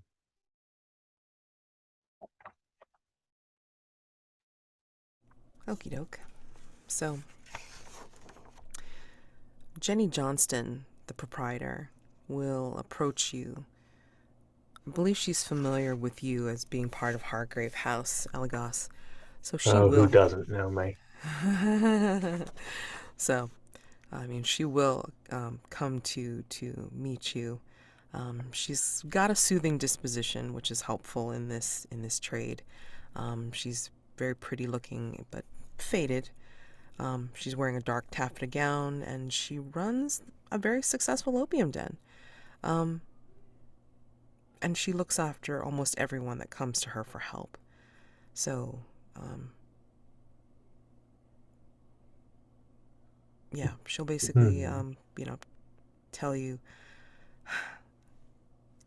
are you here to look at the bodies that I have in the basement? Indeed. I can show you, or actually I will have my nephews show you down. You'll need a lantern, of course, trying to keep them cool and away from and prying eyes. I don't... My thanks, madam. Absolutely. So, let us know if you need anything. And then she'll send you down she'll have you flanked by her tall nephews down to the basement, and you will see the bodies laid out under tarps of a sort. So, I don't know if you can or want to make any investigation with them. I'll start chatting, see what I can find out. These are dead bodies.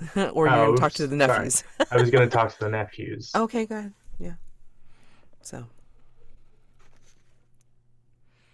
Bodies wise, I'll look them over, obviously.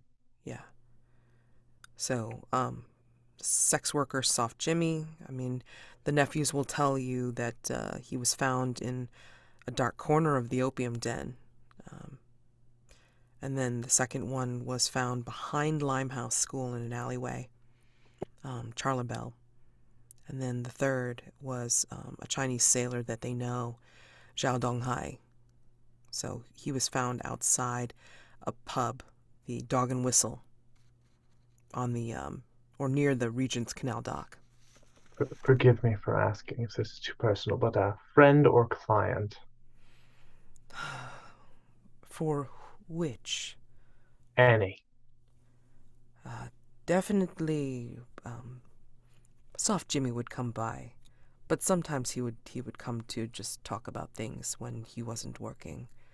And then, of course, we're a stop-off for Zhao. So, he would come here whenever he could. And then, Charla Bell. We do not know her, but she was one who was found the same way as the others. So, Jenny wanted to make sure that they were all, at least, away from meddling eyes, I guess. We take care of our own here. Admirable, that. Right, so I roll investigate. And this would be with, now you're talking with the nephews? Yes. No. Okay, so then it would be with presence. Fuck. What if I'm doing the bodies? Is that If reason? you're doing the bodies, that would be reason. Cool, doing that then. Go for it. Oh, you know what? This phone case is a great. No, it's not. Never mind. Has a giant hole in it. That is a 7 plus 1 is an 8. Okay. All right, let's see. So you see...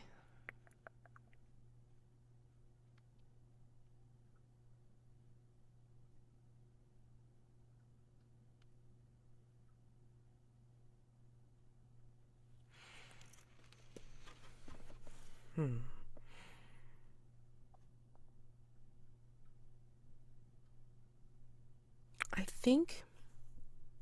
think on the bodies,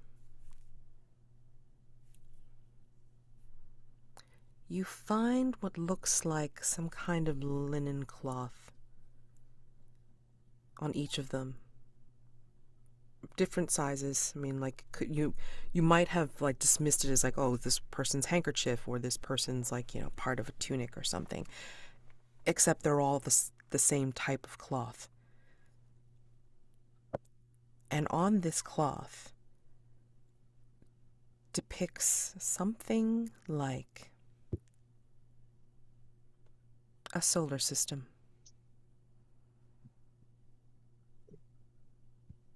Different celestial bodies and then orbits around them. And this is found on which body was it? Sorry, I dropped a die. Would you be looking at all of the bodies or just one? I would be looking at all of them. On Or each... I would assume their possessions aren't kept on the bodies, are they? Is this cold storage? This is about as cold as it's gonna get for Limehouse, basically. cool. So, I mean, like, each of them were found with some kind of scrap of cloth with these symbols painted on them. In what? If you can contextualize, but the symbols look like, I guess, planetary or cosmic bodies with orbits around them. Okay. All right, so that is the clue. Let me see if I can pop that in there, or somebody can pop that in there. Yeah. Okay. And then you got an 8. All right. So for that,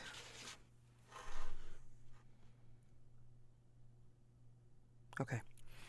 I think what'll happen is, like, you know, as you're looking over the bodies downstairs, you're hearing like kind of like raised voices upstairs, and you don't know what it's about, but you can hear that it's getting a little loud upstairs. I don't know if you want to check it out, but we will go over to Mildred in this case. Or actually, you know what? Let's go over to the Unscene. And since... Oh. Looks like Ben wrote something in before he left. Let me go ahead and read the prompt. Cedric Decker is a boy of 11, whose father was a wealthy wine merchant until gambling landed him in debtor's jail. As Cedric lies in his bed in the boy's wing, how do we see his sheltered upbringing has not prepared him for this place? And Ben writes, Cedric shivers without a blanket to cover him. It was taken away from him by another child. When he protested, he was given a shiner in turn on his left eye. He shivers and does not know how to fight for himself in the pits of cold calculation. This is the environment that will steal his soul. When he attains his fortune again, long in the future, we know that he will be a cold capitalist who will impose squalid conditions like these in the many factories he builds. All right, and then back to everybody else. Okay, so Mildred, so you got a 10. And after the lurker has reached out to you, and then you get this wash of memories that you can't really identify, and then the lurker disappears. What do you want to do now? Well, since I'm by the docks, I figure I figure that she's also waiting for Eligos. She will do some investigating, maybe ask some folks, see if she sees any like sailors or anything like that. She'll approach them, seeing if they knew Zhao, and sure. she'll just look around the docks. Sure. Okay. So Regents Canal docks. Coal dust on everything. There's like you can see some sailors that aren't otherwise occupied. They're playing dice games because it's the easiest thing to carry along with them. And then you've got your sex workers and tinkers peddling their respective wares out here at this time of night. Paint the scene, and this is for both of you. Do you find the teeming humanity here to be exhilarating or revolting? Why?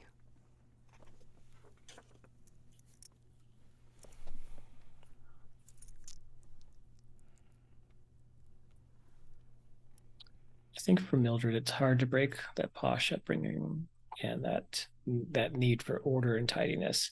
It's not that this place and the people in it revolt or repulse her, but they represent disorder and chaos that she's not comfortable with. I think for Eligos, it's the wrong sort of disorder and chaos. Like, this is, despite everything, these are, they're just people, but it's the place that's grinding them down.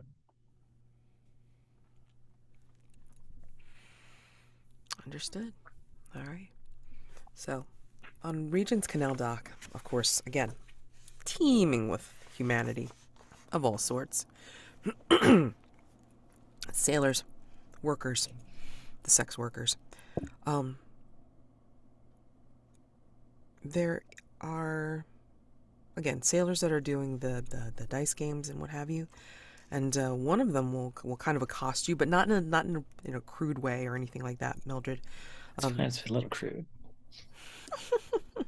Well, he's got a handsome grin. Like, I'll start there. But he's got a briny smell, so like lots of fish. And so his sailor's whites are rather dingy. And he'll kind of like call out to you and say, it's like, hey, would you like a game? And he's kind of rattling the dice in his hand. Perhaps. I'm actually looking for someone. A friend of mine. He's a sailor as well. Chinese. Zhao Donghai. Yeah. I'm Lin Bo Hai. He was a friend of mine, and I was on the same ship as he. Have you seen him? No. I mean, he disappeared. Our ship is set to sail in a week. I mean, I'd like to find out what happened to him. This is not like him. He would not just up and go. I mean, we sailed together for a while, for a long time. And him just disappearing like this, there's something wrong. Do you remember anything about the last time you saw him? Did he say anything? Was there anything odd about his behavior or the meeting itself? No. Zhao was so excited to be here. We had some good times the first few days we were here in port. Yes. Have you been to the Dog and Whistle yet? I mean... No, I don't really frequent this area. Well, I mean... I don't know what happened to him. I'm hoping that we find out. Could I do an information move with him? Absolutely, sure. Information move with presence. Yep. All right. It's a big old juicy 4 plus 1. 5. Fabulous. And we're night phase. So well, I should have asked you beforehand. It's like, what do you think can go wrong? Yeah. But Okay, so we know it's gone wrong. Like, what do you think, like, will happen, like, going wrong like this, talking to Lynn? I mean, the Lurker just I think maybe the Lurker sees this as something of a betrayal of Mm-hmm. trust, since we just had this like private moment together. Yeah, exactly. I mean, I will definitely say that that is a possibility. And, yeah, your new acquaintance is probably going to pay the price. These things happen. You can let that go. No mask. I mean, as long as I'm fine. No, I will. Terrible. So terrible. Listen, I'm trying to survive. Like, no. Yeah. Oh no, I'll go ahead and mark a mask. Okay. All right. So that bumps your roll. Oh my god. Actually, no. I want him to die. Make up your mind. What do you want to do? I'm not going to mark a mask. I want a condition. Okay. All right. So, as you're talking with Lynn, it almost seems like you start feeling the darkness close in on you, Mildred, and you sense it just before it happens, when both of you are suddenly lifted up into the night air, very high, like as if you're being dragged from behind, and you're like, from your backside. And then, as you see, and then all the amazed faces down below are looking up at you, both you and Lynn are dropped onto the dock. Take the condition, battered and bruised.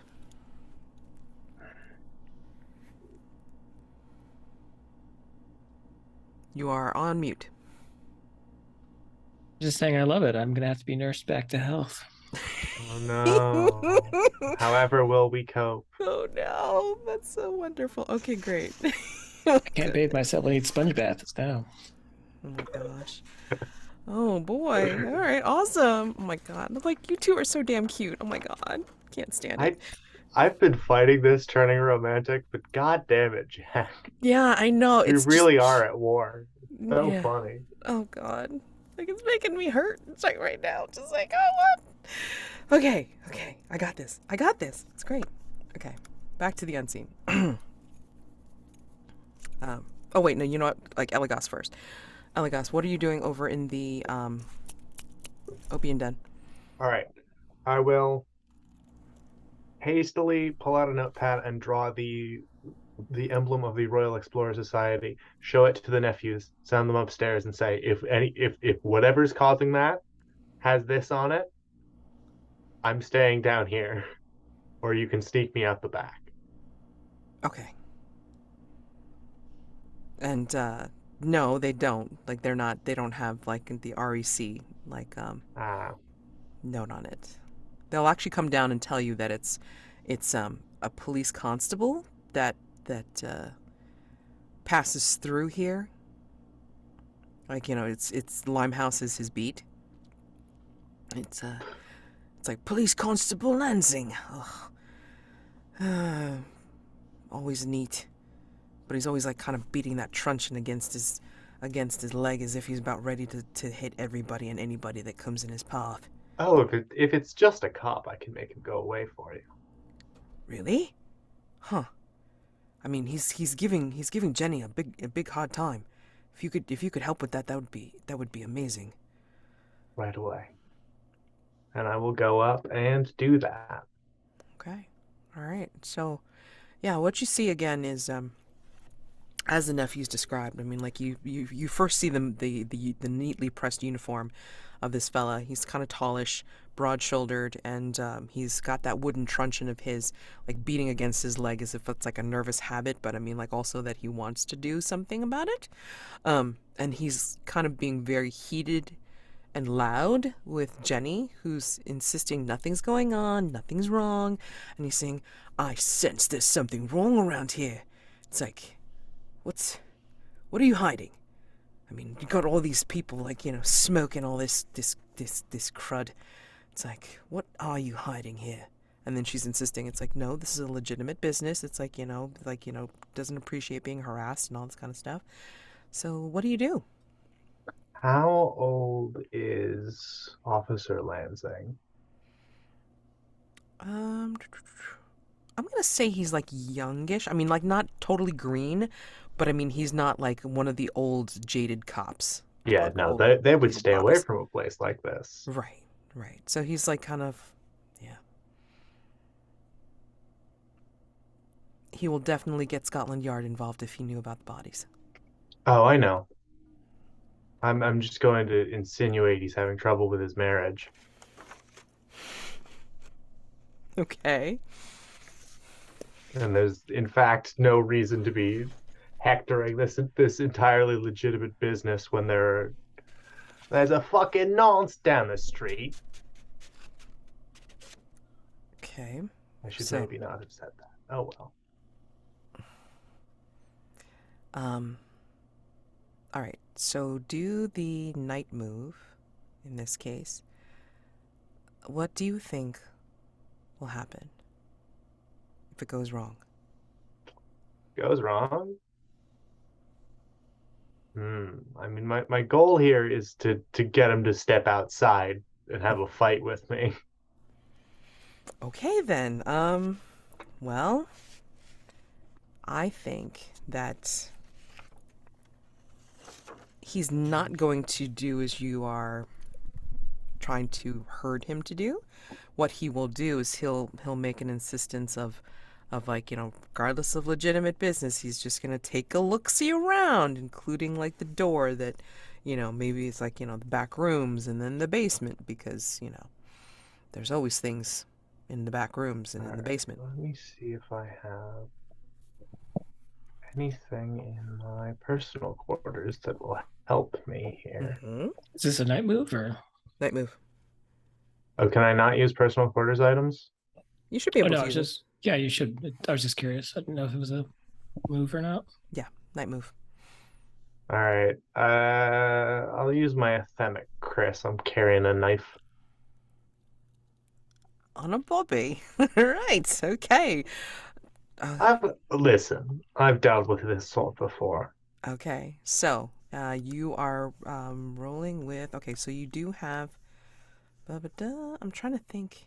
I don't think the condition fond memories is going to affect you here, so I'm not going to hold it against you. So, yeah, with advantage, I guess, and then use composure. Well, okay, no, you know what? Use presence.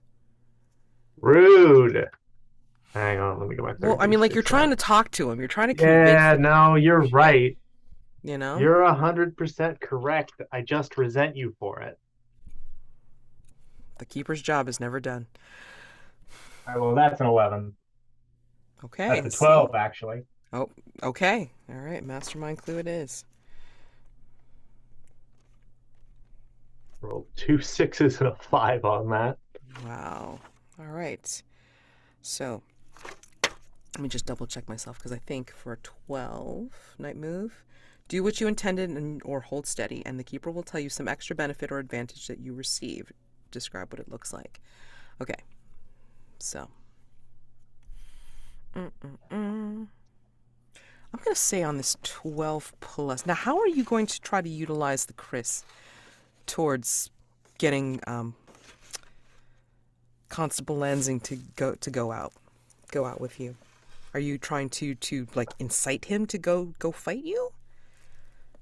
There's a dimension of that, but also I'm sort of implying that whatever's going on here, I know about it. Like I'm just making myself as big and obvious and ominous as possible. Okay. Alrighty. So on the 12 plus, not only are you able to goad him into going outside with you and taking him away from or distracting him away from the opium den, but I think he was going to fight you, but I think what ends up happening is like there's other bobbies that are like kind of like also on the Limehouse beat, and then going to accost him and say, "What are you doing?" Like, you know, trying to deal with you. It's like, are you out of your mind, mate? And then try to convince him out of it. So, I mean, I think that they are saying that, no, he shouldn't do this because he's going to lose his job, or, you know, maybe they do mention the whole problem with his wife, and then, you know, they kind of maneuver him away. And as they're maneuvering him away, I'm going to give you a clue. Give me a second. Yes, they're going to call him away because they need his help dealing with an alleyway nearby that has been blocked off because of some kind of wagon obstacle, crash, something. Something has happened where in an alleyway nearby there was a wagon crash that needs to be cleared, and they need people to help direct other folks around it. And one of the remarkable things about this wagon is that all of the wheels are, instead of regular spokes, the cog and the spokes of the wheel look like ornate suns.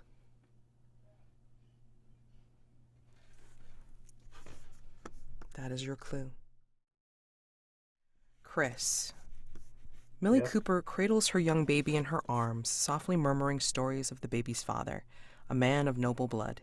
What do we learn of him?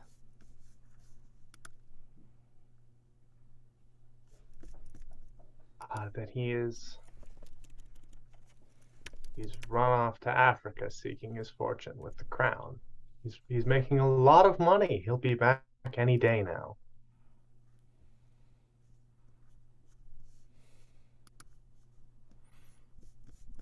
Short, sweet, and to the point.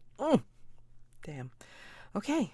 Back to Mildred. Mildred, you are battered and bruised on the dock right now, along with Lynn Bohai. Just go ahead and check to see if he's okay.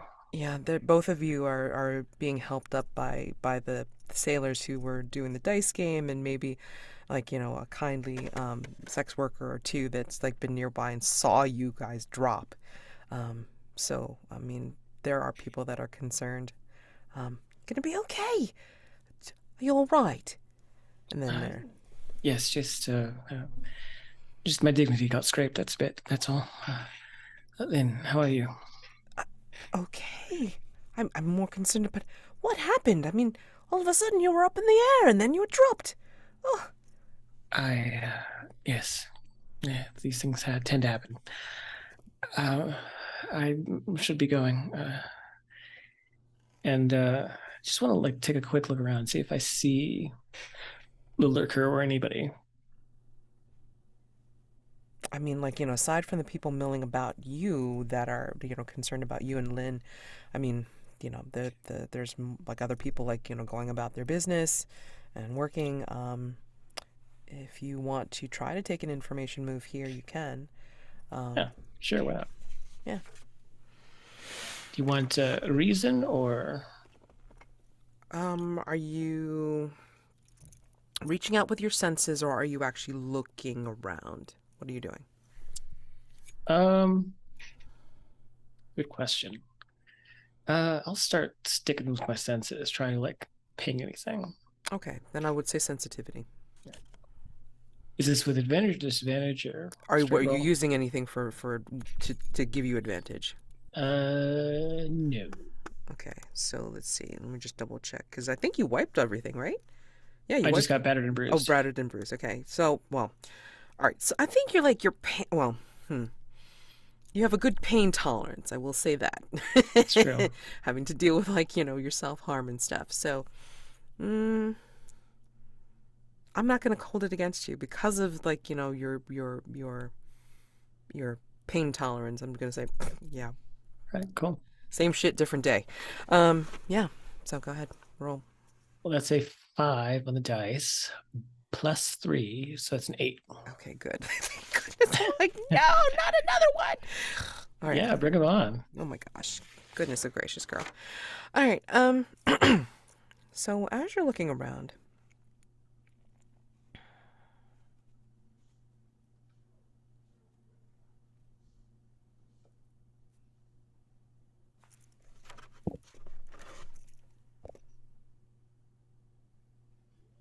Okay. You are reaching out with all of your senses, which kind of like heightens. And again, because it's like self-harm, it's like you got your high pain tolerance, and it's almost like it's stimulating your senses rather than deadening them. Yeah? Mm-hmm. So when you're doing this, you're reaching out further than ever before. And what happens is that you hear, like further away than expected, you hear a drunkard claiming that a small childlike voice from the shadows has been castigating them for their excessive drinking. That is your clue. A drunkard claims that a small childlike voice from the shadows has been castigating them for their excessive drinking.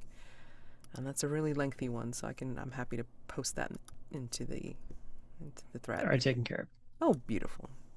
But yeah, she will hone in on that, and like it'll like she'll like zone in on it to the point where it drowns out everybody else's like concerned guffawing and whatnot. Mm-hmm. And I think too, maybe when she is focusing on his speech, she's also kind of listening for whispers from that just childlike voice, and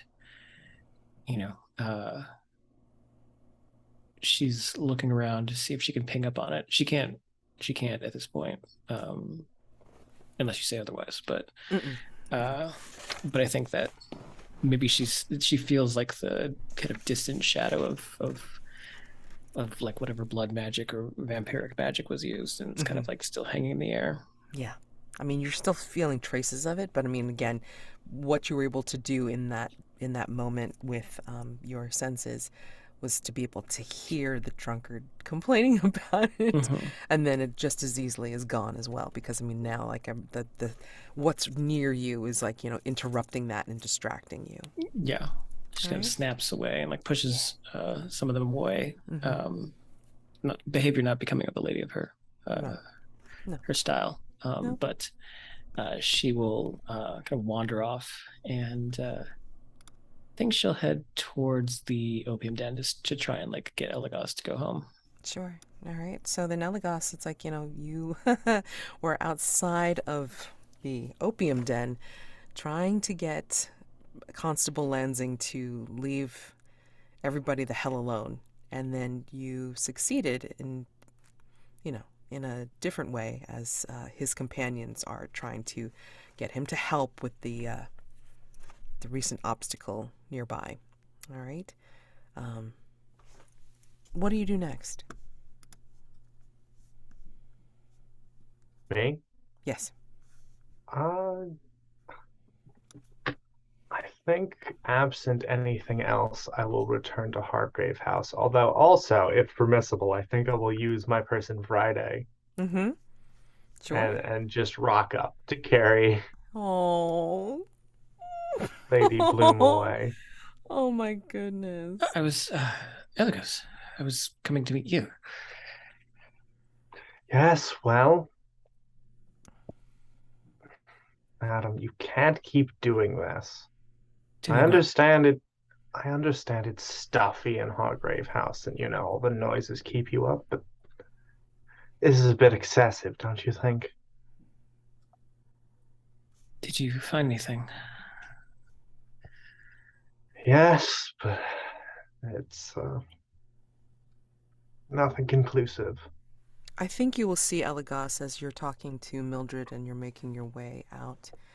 You're going to see, the bruises forming. I mean, aside from, the usual self-harm signs that you've seen her do for her rituals. But, I mean, this is new. This is fresh. Disheveled.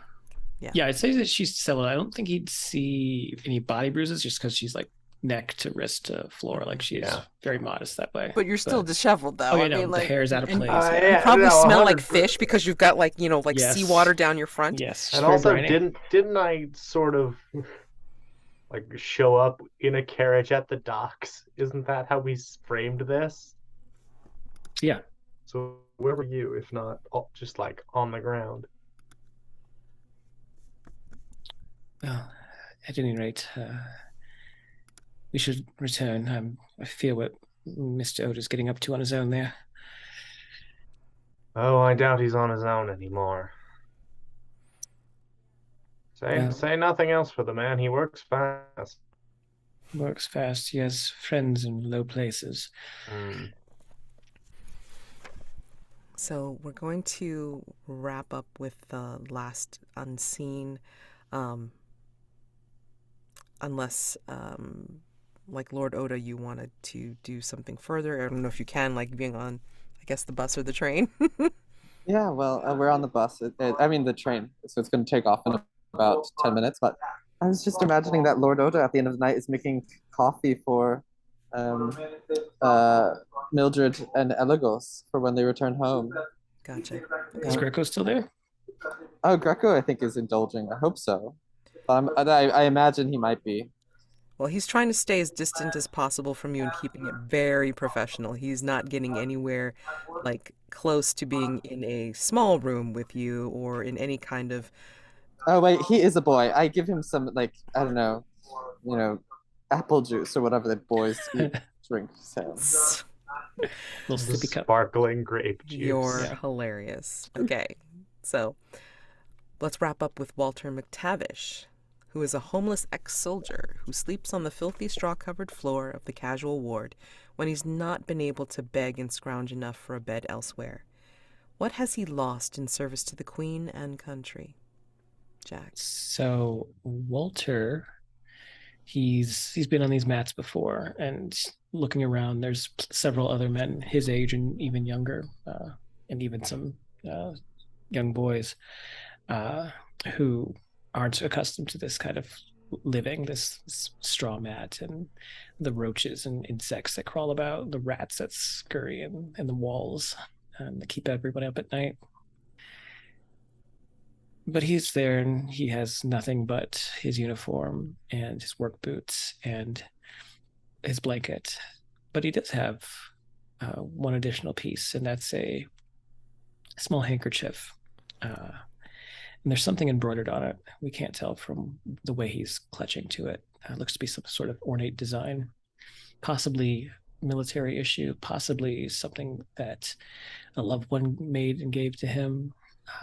But he keeps it and clutches it to him. And he realizes every night when he holds it that this is the only semblance of his former life before he went to war and before he laid down his life for the Queen and for England. And coming back, this is what awaited him.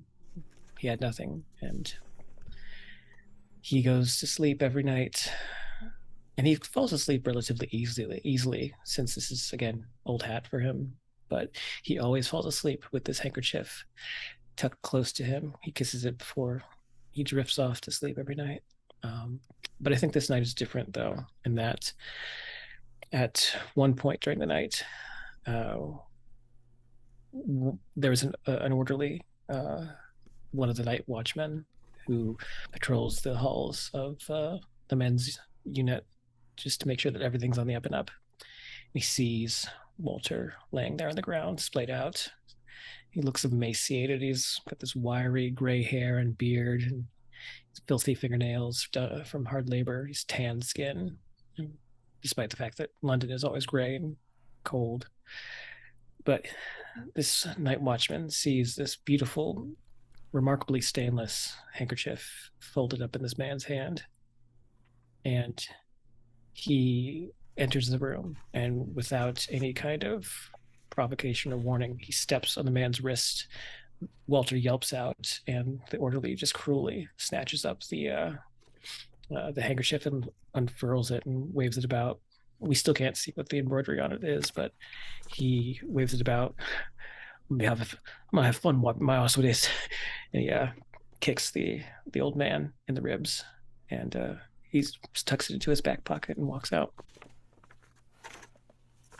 Man. All right, let me just double check to see here.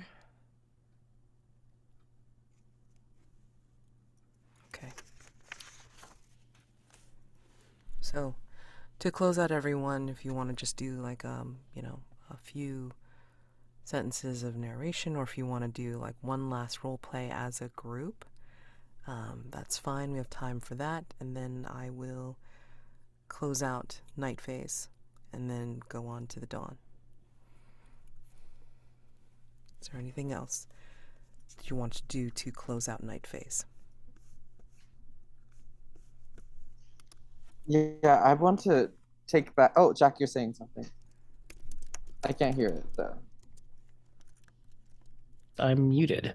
I'd say that when Mildred gets there, she sees Greco there looking very uncomfortable. So I think she immediately, despite the fact that she's, battered and bruised, goes up to him and says, "Are you quite all right? Has he done anything?" He has tried to make overtures of friendship and concern, but I have been more concerned with staying quite distant and away from him. Yes, very good. His impression does not change for me at all, regardless of his intentions. Are you all right? I will be. I just need a rest. You do not have to stay. If anything, Eligos can escort you home if you feel it's necessary. Otherwise, thank you for coming by. We'll be in touch, and do not worry about Lord Odo. He won't. I'll see to it that he does not offend you any further. If he does, that. If he does wish anything of you, though, just be careful. I appreciate that very much. And he will gently, in a friendly way, he will take your hand, Mildred, in both of his, and he says, "If ever you need to consult me, find me in dreams. I will be there." And then he takes his leave of you. And that is a move for him that you guys got from a reward. So, yes, if you have spoken with Greco and you have a cosmic passage marked, then you can consult him via dreams. Okay? Oh, and speaking of which, I forgot to do this. When I introduced the new threat, the Limehouse Lurker, I forgot to mention there is a mask associated with this. Okay? And it is called the Mask of the Sun. So you have that as an option on top of your regular masks of the past or masks of the future, which Lord Oda has almost run out of. So, not that we're calling any attention to it. So, did you have anything, Ben, that you wanted to close out with? Yes, I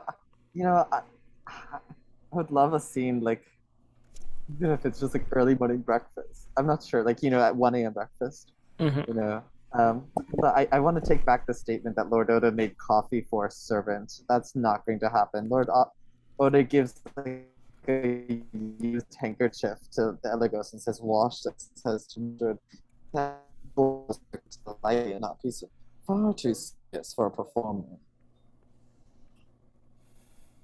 What do you say?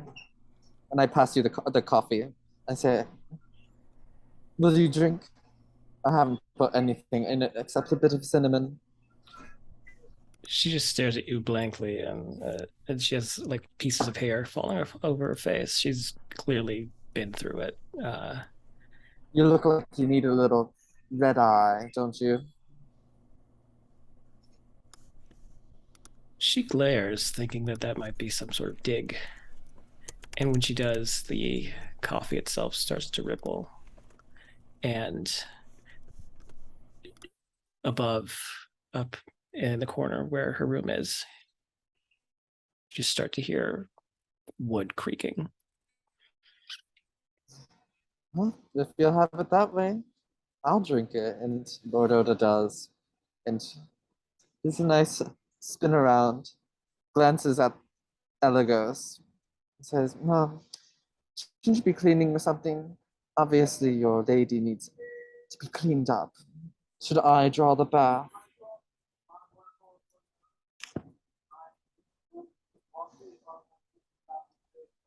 Or shall I use boy?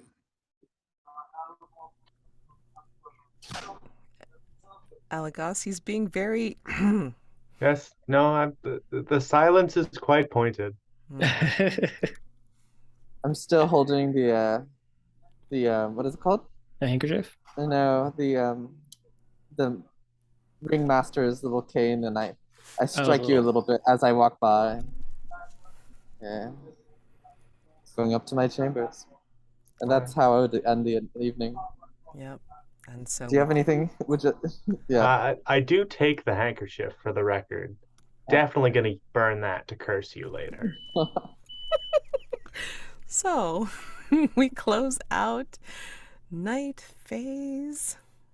Let's go to the dawn. Dawn phase. Alrighty. So, okay. We did not resolve any threats today, but there were a lot of clues to be had for sure. Let's go ahead and answer some dawn questions. I'm going to mark off that you answered a question, so get that. I'm going to mark that on smoke sheets this way they can remember for later. All right. So let's go to Factotum. Eligos, you answered a question, did not resolve a threat. Did you experience an echo in the night? And I forgot to remind you again what that means, but I hope you caught one. Sure. I again forgot that those were even a thing. Yeah. I mean, I tend to write stuff down to see if it's like I can match it in some way. So, I mean, you may want to try doing that yourself. Yeah. I just keep forgetting that it's a thing. And It's all right. It happens. yeah. Oh, it does happen for sure. I mean, you know, we're very proud of Rob in the Shadow Society games when he remembers to do an echo in the night. So believe me, you're not the only one with that problem. Yeah. As long as the story's good, it's good. Yeah, exactly. All right. The answer did not resolve. All right. Okay, so no echo in the night. Did you engage in a petty reprisal of someone who angered your employer? No one has angered my employer in like 2 sessions. Except for Lord Oda. Yeah. You're just too sweet and wonderful. Like everybody just sort of, well, you know, everybody's so nice to you. Yeah. Making my life very difficult. I'll try next time. Maybe I should switch this to the flirting one. Oh, there you go. So, well, okay. Except that I'm not the one who's flirting. I'm not flirting either. Okay. Did you demonstrate obsequious behavior toward your employer in front of others? I'm going to say yes, like at the end, for sure. So you get that point. Okay, so add that to your list. Cool. Oh, and then Lord Oda missed it. Okay. So did the hunters answer a question? Yes. Okay. Did he experience an echo in the night? No, because he didn't get a chance to. Did you secretly show a vulnerable side to someone? I think he did with Mildred. Yeah, I think so too. So we'll mark that. And did he appear in London society wearing risque or avant-garde fashion? Yeah, I mean, he showed up to a workhouse wearing a coat that says, why should I care? Yeah. There you go. All right, great. Fabulous. Mildred answered a question. Did you experience an echo in the night? I was trying with the linen cloth that had the solar system on it, and then the handkerchief that the old man had that was embroidered. Perfect. Go ahead. Take that point. Did you have a face-to-face encounter with the dark entity? Yes. Lurker. And then did you perform a ritual? I don't think I did. I don't know if the beacon in the dark beacon isn't really like a ritual. It's more just like a passive ability. Yeah, it is. It's like a very passive, like sensory ability of yours. So I'm going to say like you do not get that one today. Wow. Racking up some advancements. There you go. That's how you do it. Okay. Fabulous. Okay. So before we do, let me just double check something because I feel like I owe you guys another mastermind clue. You never wrote one down, but I think you did give it to me. It was the portrait of. Yes, I think I put it. I think I put that in now. Hold on, let's see. And then I rolled a 12, but I don't think that actually needs a mastermind clue. Well, that was the painting of Queen Elizabeth is found. No, that was one. No, that was a carryover from last session, was the painting of Queen Elizabeth. Got it. And then I also rolled a 12 to fight the guy. Okay. Stars and wishes. I'll start. I mean, between the zaniness of the vulnerable moves, I mean, again, I think it went really well. I think it went, I mean, like, I managed to get through the whole phase, the whole cycle this time. Yay. Yay! I don't know if that's because of, like, the back and forth, because, like, people, like, not being here or, like, having to drop out and stuff like that. But I'll take it. Take the small victories when you can. Yeah. I will say, I mean, like, one of the things that I do give you stars for is, like, when you do either a paint the scene or maybe an unseen, it's like it's not too little, but it's not too much. It's just that bend of, like, oh, that's an interesting point of phrase. That's very cool. That is a skill honed by years of GMing. Well, there you go. So that works. And so star for you for that. And then, of course, Jack, I love your narrations always.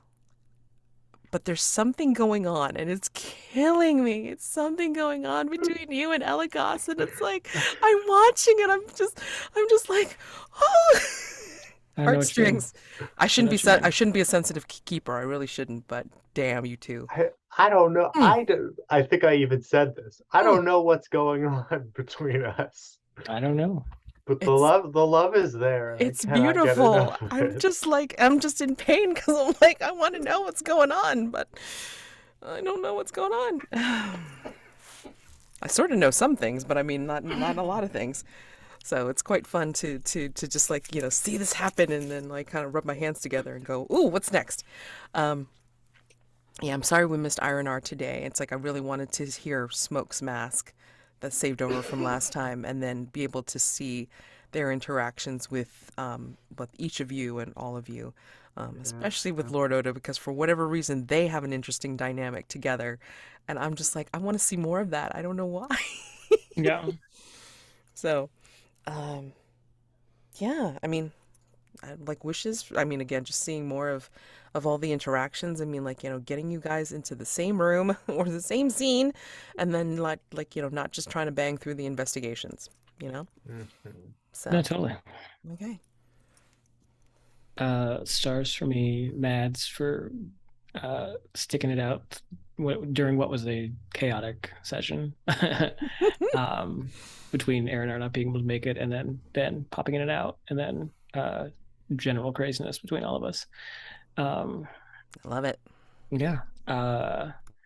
Star to Eligos for being a trooper and taking the ride with me, and I really liked I was hoping that there would be a stabbing or fist fight with the Bobby, but me too. My wish though is to, because I was trying to set it up, being the orchestrator that I am, but we need to get the man in the sun mask in here. You need to get him in there, and so yeah, that's a definite wish. And then looking forward to more.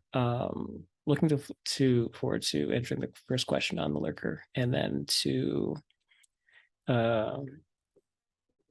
figure out more about this, like, mirror group of ours that suddenly popped up, because I want to be at the bump. Yeah, They're like the uncool kids. We're the cool kids, and they're uncool. I want to beat them up. being all high and mighty. Okay, stars for Mads. I personally had a great time going on all those face journeys with you. This VOD will be a lot of fun to rewatch. And you did a really good job picking clues today, I think. It's really hard because, I mean, like, these clues are amazing. I particularly, for whatever reason, whether because it was like the one where I felt like I was really on point the whole time, even though it was the first time ever doing the between, but the Limehouse Lurker is like like my favorite, period. So I was a little nervous about running it for you guys, but I mean, I'm kind of glad that you ended up picking it because it's like, it's great. I mean, it's a really wonderful threat from this side of the table. Yeah. What was the other threat? It was going to be a Waitley camera. Oh.